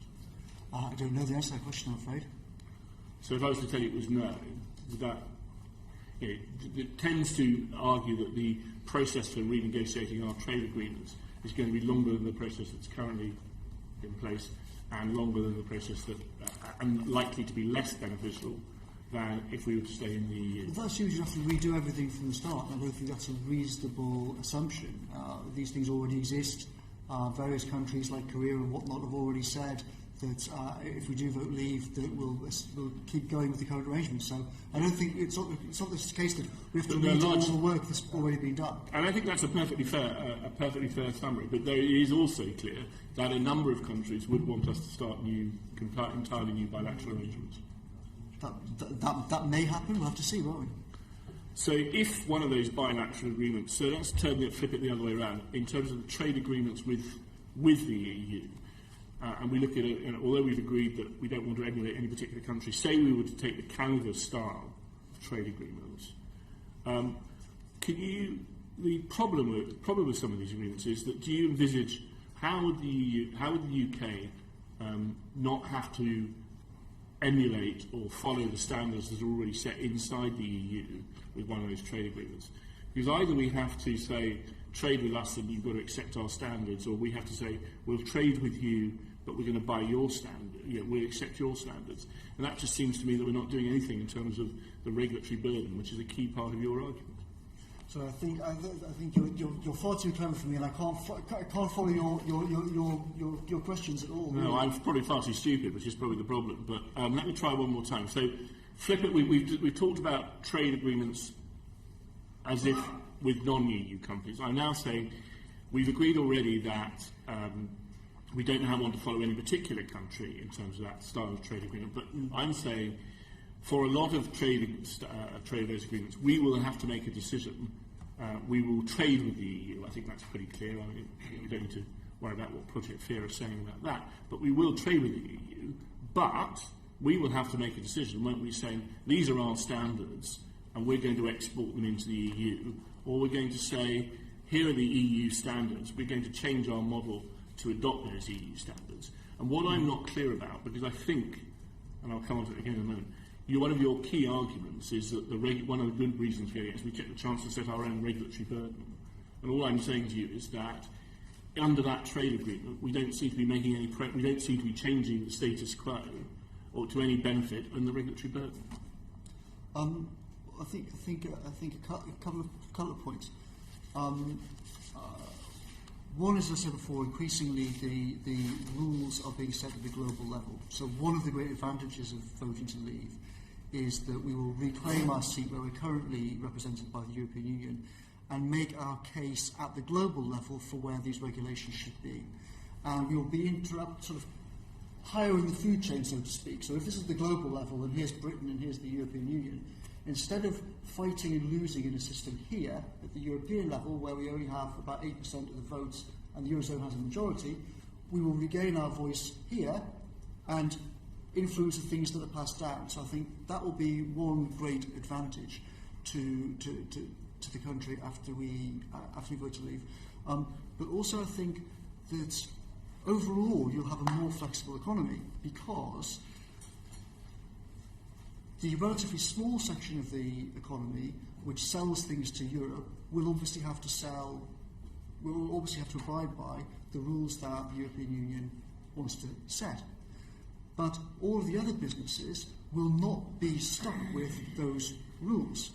So the whole system, some of it crazy, which regulates intra-EU trade, we will be able to dispense with a large portion of it. Yes, if you're exporting to Sicily, you're going to have to obey certain rules there. But if you're exporting to California or to Asia or to something else, you won't have to. And no, that's where we are now. But I think you've just said we will have to obey the standards that are set in the EU if we want to export into them. And it doesn't seem to me that we're making a great deal of progress on the regulatory burden if that's the case. Well, for a small proportion of the economy, we will have to abide by the EU standards. For the rest of the economy, we won't. And with respect, the situation I described is not the situation now. At the moment, 100% of British businesses have to comply with 100% of European Union regulation. Have you got more to come? A lot more to come, but... okay, well, I'll ask one more. Mr. Chairman, sorry, can I just make one point? Obviously, originally, I was only asked to come in for an hour, and because the other guests haven't turned up, I've stayed to answer more questions. There's two more colleagues. I've now missed at least one set of meetings, now I'm about to miss another set of meetings. I'm afraid that's what happens when Parliament calls. Stephen, have you got anything more? Well, very quick. I mean, we spoke, in response to Mr. Garnier, you spoke a lot about, I think, the financial sector, or it may have been to Richard Reeves, about the financial services sector. We had two people from large banks, call them what you will, and I know you're sceptical of that, but they both said, in explicit on-the-record evidence to us, that notwithstanding the point you rightly make that London has been a great success for a period, actually, since the period that we've been in the EU, London has seen even greater financial strength, and its financial centre status has been seen enhanced. Should the committee take it that those individuals are either misguided or misrepresenting the facts to this committee? No, it wouldn't necessarily impugn their motives, not knowing who they are. Different elements of the city have very different views about the European Union, as you know. Big American investment banks have a particular view about the European Union, but that's also very much affected by their own structure. these big American banks have a structure in which they can use the European passporting system to exploit the European market whilst being outside the European Union rules for their bases in Asia and in New York. In lots of ways, that's quite a convenient setup if you are Goldman Sachs or JP Morgan. As you all know, and having talked to a lot of these people, a lot of other organisations have a different view in the city. There's all sorts of different companies. So I don't think you can say, here is the city view. There is a big bank view, there is a hedge fund view. With the City UK, We are going to have to move on, and I understand you've been going some time. You used an interesting phrase when you were answering questions to Chris Phil. You said that a Brexit, UK leaving the European Union, would add to, be part of, would reinforce, use your phrase, national renewal. Is that your personal view, or is that something that infuses the whole campaign officially? I think almost everybody involved with our campaign thinks that if we vote to leave, it will be an important part of national renewal, but also, as I said before, also very good for Europe too. So, this is a political project, not a free trade project that you're proposing. Sorry, the EU is a free trade project, or the Leave campaign is proposing a political project in a grander scale, rather than simply a vision of free trade. Yeah, I suppose that's roughly speaking a reasonable summary. Yes. Right. So, criticism of the EU as a political project rather than as a free trade zone is rather misplaced then, because you're doing the same thing but with a different ideological model. I don't think so. I think we're making an overall argument that the EEC was set up in a certain way by Jean Monnet and his friends. It's developed and evolved in a certain way. We think it's been very damaging economically and democratically. And after we vote leave, it will be good both for our economy and for our democracy, but also it will be a beneficial step for our friends in Europe at the same time. I think it's a reasonable, you might not agree with it, but it's a reasonable... So it sounds like you have a broader philosophical model, which seems to me, again, given that yourself, Mr. Gould, the Mayor... Geezer Stewart. That seems... The intellectual heavyweights, the leadership, seem to me to be broadly sympathetic with a worldview which is liberal in the 19th century, free trade in the 19th century vision that the UK had it, smaller government, closer relationship with the United States, Australia, Canada. Would that be correct? Only partly. I think that most of the people involved with our campaign think that free trade is a good thing and it should be extended, and it's been a good thing for the poorest people in the world. Our campaign is very much not, however, about a smaller state. That's not true. Obviously, Michael Gove and Boris Johnson have their own particular views. As a campaign, it is not Vote Leave's position that we should be cutting taxes and cutting public spending. But I mean, I do find it difficult sometimes to distinguish between your personal vision on your website and Mr. Gould, which I'm not at this moment be saying yes or no to that vision. There seems to be there's quite a nuanced vision there, and that much of what you are arguing will come from a Brexit is actually to facilitate that broader view of the state and the individual involved, the individual in the state. Well, we have Frank Field and Geezer Stewart and Graham Stringer and other very senior and well-respected members of the Labour Party who agree with us about free trade. And as I stressed, the campaign is not about the benefits of deregulation and whatnot. That's not our agenda. I'm simply trying to get a sense of what the campaign really means, because where you have now gone is saying that it's not about deregulation, and that would seem to be logical. That from what you just said, that voting to leave the EU would simply, therefore, in some sense, leave the UK free to decide its own regulatory regime, but by definition, therefore, it could choose to keep the same regulatory regime as we have at the moment, or to toughen it. Yes? Correct, and it may well be the view that that in various ways, for example, there could easily be a cross-party consensus that after we leave the European Union, there should be far greater investment in fundamental science research.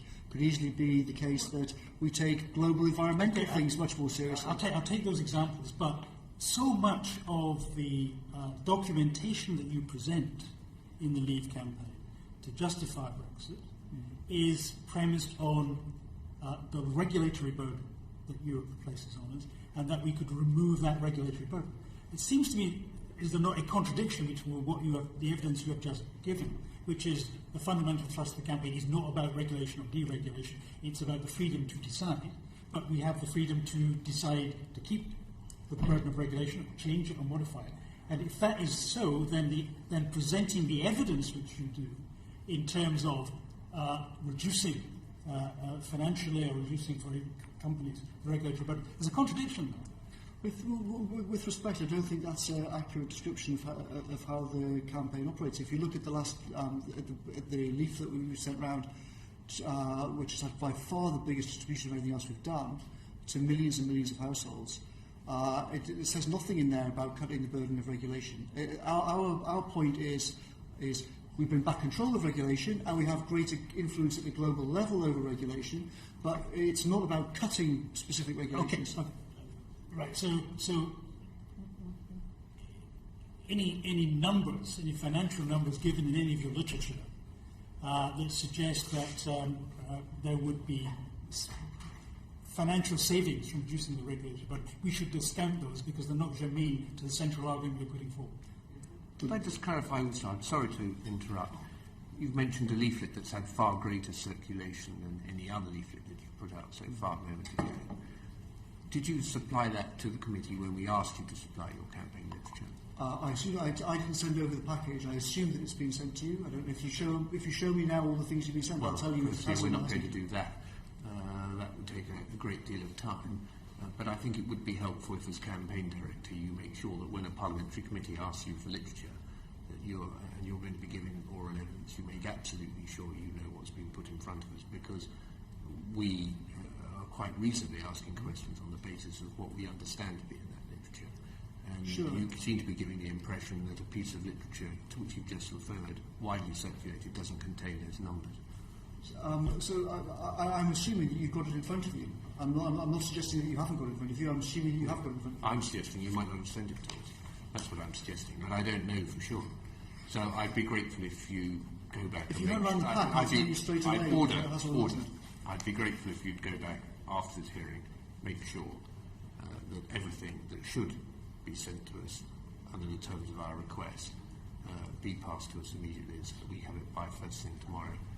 The vote leave briefing document, the single market is failing British business, says that the cost of the UK's budget contributions to the EU and the burden of just 66 of the EU's single market regulations outweighed what the European Commission claims are the benefits of the single market by 4.5 billion. In other words, that seems to suggest in your campaign literature that you're placing an emphasis on what you claim would be the savings from removing a regulatory burden. Now, I'm just trying to clarify. You are now telling me that actually the issue of the cost of regulation is not the key thing you're arguing, is not germane. In fact, what you're arguing is simply the democratic right to set regulations in this Parliament. But therefore, if this Parliament then chose, after hypothetically leaving the EU, to keep the regulatory burdens it now is or increase it, that would be fine. Yes. The overall argument we make is that we should take back control. The particular argument that we're making there is not about the cost of the single market. The point we're making there is that the Commission's own numbers don't stack up, in campaigns numbers don't stack up in their own terms. It's not about, if we should therefore get rid of all of these things. It's that if you look at how they make the argument, it doesn't stack up given their own predictions. I'll take that as a good look at the in-campaigns numbers, as you know, and you may have followed that hearing. No, I'll accept that's your position, but I think any reasonable person would have concluded by now that a major thrust of the Leave campaign's argument is there will be financial gains from reducing the regulatory burden. So let me put the question another way. Why don't you give other examples? For instance, you could say, if we have Brexit and if we can therefore set regulation for ourselves, we could actually expand regulation over the labour market in a way which would be beneficial to British workers. Well, we did do that. Where? There was a document that we published. If you'd send it to us, that would be fine. There's actually title of this document that you're referring to now. there's a document that we published in the week after we launched, which looks at various things which are Labour Party policy and pointed out how various aspects of Labour Party policy, such as various things to do with the railways, from memory, would be completely illegal under European Union law. So we have made the argument that you are talking about. Now that if we find that, as a committee, that we've asked for all relevant material, we find that a good deal of this literature has not been provided to us, we're going to be very upset about it indeed, and that may trigger a further response by this committee. It's quite unacceptable. I don't think I've seen that document either. I don't know whether you have, George. Perhaps you have sent this literature. I don't know. But it is your duty, if Parliament comes to you to ask you for this literature, to make sure it's supplied in full. George, have you got any more questions? Yeah, I think on at least 4 occasions you've mentioned Goldman Sachs. Where's Goldman Sachs headquartered? It's global headquarters. Yes. I think its global headquarters is in New York, but I don't know. It's pretty much American investment bank. Yes. So you used it on several occasions as an example of an agency which has put undue pressure on European Commission, European institutions, in order to subvert free competition, the free market, etc. So would that be a reasonable gloss on what you said? Not just that. I mean, remember its appalling role in the Greek swaps, derivative swaps, that cheated the Greece into the euro in the first place, from which Goldman Sachs made another fortune. So you are confident that I'm taking your vision of the world. I'm not. Accept that some might call conspiratorial vision of the world. So you feel confident that post Brexit, when Britain came to negotiate its trading arrangement with the United States, that somehow there would be less pressure and less difficulty dealing with the United States regulatory officials, despite the fact that you're telling us that Goldman Sachs exhibits this Manichaean role in Europe, and also despite the fact that, of course, as you know, the likely next president of the United States has a relationship with Goldman Sachs, which has possibly got into trouble. And at least one Treasury Secretary I can think of, it was in the paper this morning, as ex-Goldman Sachs. Almost all of them run also runs in the America that you are telling us it would be so easy to negotiate this free trade deal.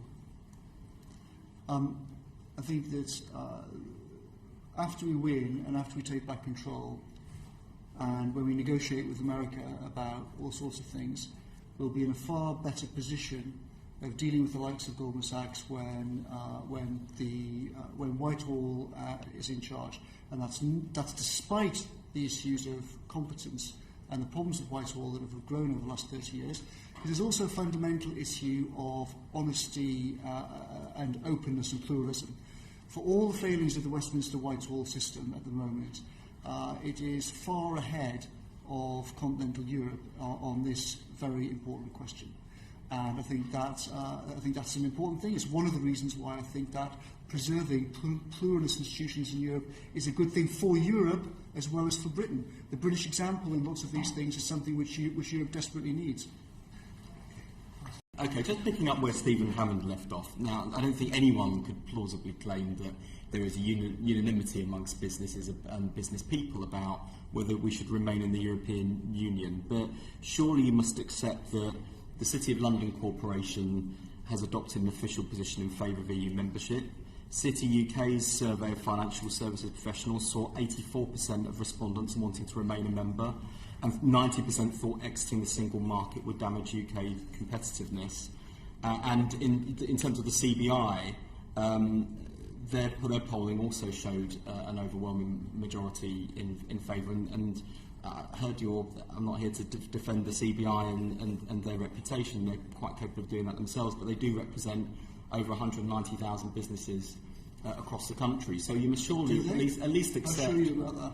We'll come back to that, but you must surely accept that majority of business opinion, and please give me contrary evidence. Is there a single poll that shows the majority of businesses back Brexit?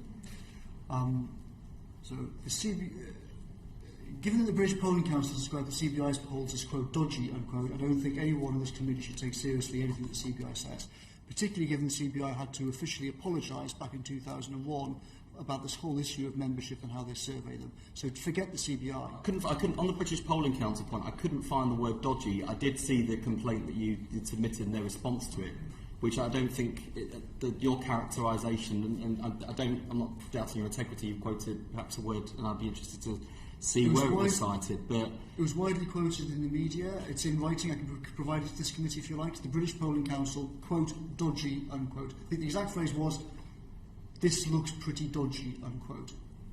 Well, I'll get you the exact words. When I saw their response to your complaint, that characterisation through the use of that word did not leave me with the impression that this was a piece of work we should be, too dismissive of. But nonetheless, it comes back to my central question: let's take for a minute that you're right about the British Polling Council and it's dodgy, and we dismiss that one. Is there another poll you can give me that shows a majority of businesses backing Brexit? Since 2004, I think, ICM has asked the question, do you think that we should continue, this is not exact words, but paraphrasing, something very close to this, do you think we should continue with the European Commission in charge of negotiating trade deals on behalf of Britain, or should Britain take back control of trade negotiations, get out of the common commercial policy? And the figure has been consistently 65, 70% for taking back control and getting out of the common commercial policy, which of course is incompatible with EU membership. So that shows you, so that's pretty strong evidence for a strong majority of businesses think that the current relationship is fundamentally flawed and should change. No, come on. That's evidence that if given the choice, businesses would take back that particular element, and you're quite right, under EU membership rules they can't, but if they could, they would. And we're trying to sort of stick to the factual evidence base here, and I don't think you can't stretch from that one answer to a poll and specific question. The FSB poll of the small businesses, I think, was 40-40 about 3 months ago or something like that. I think the FSB poll was certainly tighter, but anyway, I don't want to get too bogged down on this. I just think we've just got to keep things in perspective in terms of what opinion polls have shown over time, even accepting that polls can be dodgy, wrong. Coming back to specifics, there's been a theme throughout your answers this afternoon, which is a principal point about concern about particular institutions, and most of your arguments rest on sovereignty. And I'd love to have that debate with you on another day. But thinking now about the practical consequences of leaving the European Union, in April 2014, a PwC report for the City UK said that loss of passporting rights could mean 70,000 to 100,000 jobs lost. Is that something that concerns you in the event of Brexit? No. And why wouldn't you be concerned about that? Because I think we'll solve the problem of passporting, but I also think it's a secondary question. How would we solve the problem of passporting? By negotiating with our friends. And why would you assume that you would get a good outcome that doesn't require us to sign up to a whole load of European rules that you have a big problem with? Because our friends in Europe want access to one of the three big global financial centres, which is 20 miles away. But no country outside the European Economic Area has access to passporting rights, and why would you assume that Britain, and especially given the scenario you painted earlier, where the whole project could unravel, that seems to be a desired outcome, but it would certainly be destabilised. Why in that circumstance would you imagine that we could negotiate a better deal than any other remaining member of the European Economic Area? Britain is in a unique position in the EU. It's the only country which also has a UN Security Council seat. It's the only country which even gets close to living up to its NATO obligations. it's in a different position, and we'll only find out when we have a serious group of people conduct a serious negotiation. That hasn't happened in the last few years, so we won't know exactly how the details will be sorted out. But like all these things, given it's in everyone's interests to have a deal, it should happen. But also, my main point is the most important thing about the banks is to have a stable system and avoid a repeat of catastrophe. And therefore, we should not entrust the tottering Eurozone structure and European Court of Justice with such an important role. I'll come back to the ECJ shortly, but given, you characterised officials in a rather unkind way, and Chris Philp picked that point up earlier. Given he's done an apparently terrible job on renegotiation, do you think the Prime Minister should remain in post to lead negotiation in the event of Brexit? It's not my call. I think he's done a very bad job at the negotiation. But then you have to think about what it is that he's actually been trying to do. David Cameron's not been trying to solve the problem of the UK's relationship with the Well, I don't want to get too bogged down in this. I wondered if you might indulge me, and you dodged the bullet. So I'll move on to the issue of currency. If we were outside the European Union, how would you envisage that we'd stop the EU from requiring clearinghouses dealing in euros be located in the Eurozone? Sorry, I didn't understand your question. So if we were outside the European Union, how could we stop the EU from requiring that clearinghouses dealing in euros are located in the Eurozone? Requiring that? Yes, so at the moment there are clearinghouses located in London, for example, dealing lots of currency, including the euro. Yeah. We're outside the Eurozone, currently that's fine. Yeah. How would, in the event of Brexit, would you stop the European Union, or would we stop the European Union from saying, okay, no more of that in London, they're coming over to Frankfurt? They wouldn't cut their nose off to spite the face. I heard the same stuff about the Euro 15 years ago. They never did it then, they won't do it now. But, in fact, the European Central Bank previously did try to introduce such a requirement, and it was only thanks to the UK taking the case to the European Court of Justice to outlaw it as being against single market non-discrimination rules that we kept it here. So I think that's actually a really good example that you keep on referring back to 15 years ago. You keep on saying that they wouldn't cut their nose off to spite their face. We are presently members of the European Union, and apparently they already tried to cut their nose off to spite their face, and this terrible European Court of Justice, which is so terrible we need to get out of the European Union, according to you, was the institution that we relied on to make sure that those clearing houses remained in the UK and those jobs in that. Even if they do what you're talking about, it's a tiny speck in the grand scale of weighing up the pros and cons of our relationship with the European Union. And you have to take. Yeah. You have to. Well, I've been trying to make the same point all the way along. You have to take an overall view. It's an extremely complicated field. There are pros and cons of any path. There are risks and dangers of a leave vote and a remain vote. And you have to take an overall balance of all of these different things. Of course you do. I think what concerns me is that there is a principled sort of top-line argument you can make, particularly around sovereignty, which is one you've weighed heaviest on this afternoon. But there are lots of practical consequences, and I've just given simply one example where the carte blanche never happened before, we're a great country, look, we're on the UN Security Council. These arguments don't actually practically stack up. And so when we attack or see, quote-unquote, Project Fear attacked in the media, it's not Project Fear, it is simply identifying to the public there are genuine risks. Surely that's not scaremongering or fear-mongering. That's making people aware of the genuine risk that exists in order so that they can make an informed choice. And if people like you say, look, on sovereignty grounds, never mind the economic impact and the jobs and all the rest of it will balance out, I don't agree with you, but I think that would be a position that you could take and logically follow through. I don't understand why these legitimate concerns are dismissed as fear-mongering or scaremongering. Not all of them are. I think there is scaremongering, but there are also people who make reasonable arguments and raise reasonable issues about the balance of risk. And people in particular fields have particular views about different things. The people in the shipping and insurance field, if you talk to people in the pension industry, for example, they're terrified at the idea of European harmonisation and think it'll be a disaster. People in different fields have different views, and it's perfectly reasonable for some people to raise risks of a leave vote. There are risks of a leave vote. I think that the risks of a Remain vote are much worse. It's not just about control, about who sets our laws. It's also about the practicality. The European Union's biggest project is the euro, and it has been an economic catastrophe, and has thanks to Gordon Brown, we're not part of the euro. And has also led to the growth of political extremism throughout Southern Europe, which we haven't seen since the days of Hitler in the 1930s. A political catastrophe for Europe as well. So our argument is not just about, oh, well, Britain's sovereignty, blah, blah. It's also looking at the overall economic situation and the overall political situation for our friends in Europe. Sticking to some of the economic arguments, your website states that the EU-Canada Free Trade Agreement includes services, financial services, mutual recognition of qualifications and procurement.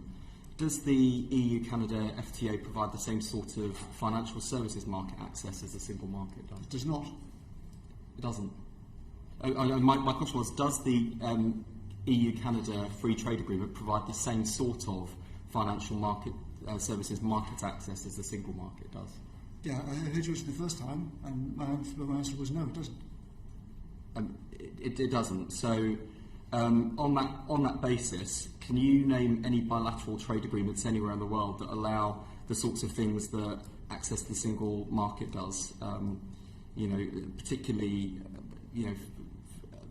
for example, how we negotiate home state regulated rights of establishment in the way the single market does. No, because there aren't. And that doesn't concern you. No, it doesn't, because we're doing something new. We're part of the European Union, and we're saying the system's broken, and we're going to take a different path in our interests and your interests. So we're trying to change a system which has been going relentlessly in one direction since 1949, and say actually Europe needs pluralism, and Britain can help Europe by catalysing the growth of pluralistic institutions on the continent. That is a good thing for Europe as well. So by definition, these things don't already exist. I think I can see that the chairman's looking to draw things to a close shortly, and I'd quite like to go too. I think I'd just end by asking, this afternoon you've managed to, throughout your answer question, and I will inevitably miss some people off, you seem to have dismissed concerns set out by the Governor of the Bank of England and the Bank of England, all of the work done by Treasury officials and leading members of a Conservative government. I wouldn't support, but may have some sway. You've also dismissed the majority of business concerns, and yet I don't think I've heard this afternoon any sort of compelling evidence that would point to a better economic future outside the European Union. Well, is there anything at all? Because I think for lots of people out there, you've made some arguments that I would describe as sort of the good leaflet fodder and the good arguments for people to weigh up in a discussion in the pub. What I haven't heard are some really concrete examples and evidence to reassure me that the concerns that are coming through from business in terms of the impact on trade, investment, jobs, economic growth, these are legitimate concerns, and you may feel that your complaints about sovereignty outweigh those concerns, but how can you dismiss those concerns so casually without evidence? What it might be better to do is, I've just got one or two points I'd like to make, and I think I'd like to give you the last word, because that is a very broad set of points to make that gives you a moment to reflect on them, and also to respond to the points that I'm going to make to you. You have made clear that Vote Leave is going to persist with a number of pretty controversial claims today. You've made clear that Vote Leave is going to persist with the claim that the cost of EU regulation is at least £33 billion, ignoring Open Europe, so it's an open figure derived from Open Europe, ignoring the fact that Open Europe themselves have clarified that this figure should be offset against the fact that their own best estimate of the maximum possible annual saving from regulation is not 33 billion, but 13 billion. Vote Leave is persisting with using the gross figure as the estimate of UK budgetary contributions, ignoring the fact that there is a rebate from which the UK has benefited every year that it's been in place. You've been putting out literature, the Vote Leave has been putting out literature.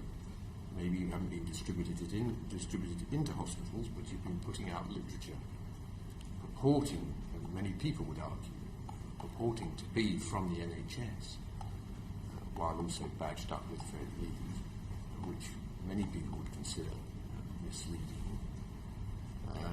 You've accused the Bank of England and the Governor of scaremongering. Today, you've described Goldman Sachs as white boys bribing the EU to secure financial advantage. You've described Treasury officials, I think, as charlatans, if I got this down correctly, squeezing snake oil from economic models. And you've told us that Cabinet Office officials and Number 10 officials are engaged in threatening behaviour with people with whom they deal all the time. These, among other allegations, are truly extraordinary claims for the campaign director of Vote Leave to be making. I'm going to give you the opportunity to comment on how, on all of that in the round. I'm going to add one point. If you have some evidence to substantiate these claims, we'd be very grateful to receive it in writing. We're happy to receive it under parliamentary privilege. There are certainly claims that would need to be pursued, but in their absence, we'd have to argue that we'd have to come to the conclusion that they are themselves scaremongering or, some of them, fantasy. I'd be grateful if you'd comment. Just running through them, I'm afraid I've got such a bad memory. I'll forget some of the things you said, but I should have written them all down. In terms of the numbers, I'll look at, so what I'll do when I go back, well, not tonight, but I will look at the Open Europe thing and refresh my memory on it. As I said before, I think that well, either you're wrong or there are two different things on the Open Europe website, because what you quoted to me is not the same as what I've got in front of me. So I'll check that out and see what the true situation is and get back to you on that. And perhaps you are right, or perhaps there are two different pages on the Open Europe website. In terms of the net figure, the gross net figure issue, we won't be changing that. And as I said, I think that given that the ONS describes it as a debit, I think everyone knows what a debit is in their bank statement. I think that's reasonable, and we will stick to that. I would also point out that that is only the budgetary contributions. I think I've tried twice before to get select committees to do investigations into the EU procurement system and haven't been successful in getting that. I think it's a great topic for this committee to look at, to try and get some hard numbers on, because I know from my experience in government, and so does Michael Gove, that Whitehall does an awful lot to keep this issue suppressed, and a lot of money from taxpayers wasted as a consequence. Regarding the literature, I can absolutely assure you that no one... I'm sorry to interrupt, I just want to clarify. You're suggesting that that Whitehall is deliberately suppressing data that might illustrate the cost or waste in EU Definitely. procurement. You announce an investigation into EU procurement rules and you ask a Secretary of State to come and give evidence on precise numbers regarding the contracts which they sign inside their own departments and see how far you get. That's very helpful. I'm sorry to interrupt, I just wanted a point of clarification. In terms of your point about the literature, we'll have to agree to disagree in terms of whether it's misrepresenting anything. I certainly don't. No one has said, no members of the public ever say to us, oh, you're pretending to be from the NHS. I don't think that's a problem. I do think it would be bad if people from the campaign were putting things like that in the hospital. All I can say on that is that I absolutely 100% guarantee you that when I saw that story, I asked and said, has anyone from the office done this? Does anyone know of any of our volunteers who's done it? The answer is, we haven't got a clue if that even happened. If it did happen, we don't know where it came from, but it's certainly not us, and it certainly will never be us. So I can reassure you on that issue. I'm afraid my memory's now given up on me in terms of the other things. Are there any specific things you want to remind me on? come back to us in writing, but there was also a general set of points from Wes Street. Yes, twofold question. Yes. Yes. Should you like him to repeat the question, or you know what it is? Twofold question. In answer to the first part of your question, if you had asked this House and Whitehall and the City of London and the CBI in the 1930s about what the best policy was on deterrence of Germany, you would also have had a very, very clear, almost unanimous conventional wisdom. Conventional wisdom that turned out to be wrong. Conventional wisdoms that span all the elements of government and bureaucracies are very, very, very often wrong.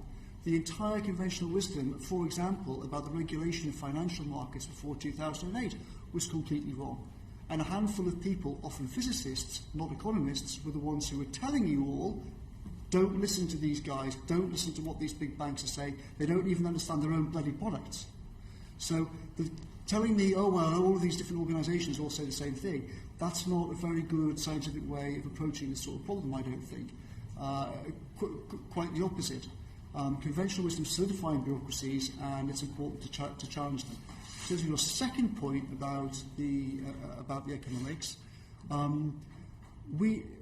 of course we could go and hire someone to produce some spurious number about the trade benefits of leaving the EU and come back with a 4,400 figure on how it would all be great. And we've already had all sorts of all the usual economic consultancies on the phone and emailing saying, if you give us some huge fee, we'll produce these reports for you. But the truth is these modelling exercises are bogus. Overall, there is a reasonable position to take that having a system of free trade and encouraging business competition is good for a country, and it's also quite a democratising process. It limits the power of big multinational businesses. It limits their ability to corrupt the political process by buying political power. And our basic argument with Vote Leave is that after we vote Leave, we take back control, we will have a traditional free trade agreement with our friends in Europe, but without putting on top of that a whole set of other regulatory structures which tend to work in the favour of established players. You can take a different view on that. People like the CBI obviously do for self-interested reasons, but that's our view. We think there is a good reason to say that that approach to the world will leave people a lot more prosperous, as well as having a much healthier democratic system.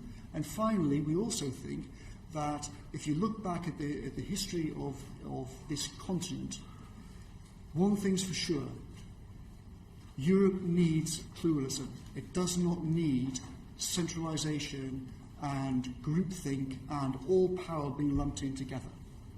And Britain has unique institutions and unique history, unique culture, and after we vote Leave, it will be good for Europe as well as for us that we encourage our friends in Europe to go down a different path, which we encourage other institutions to grow and decentralise power in the continent more.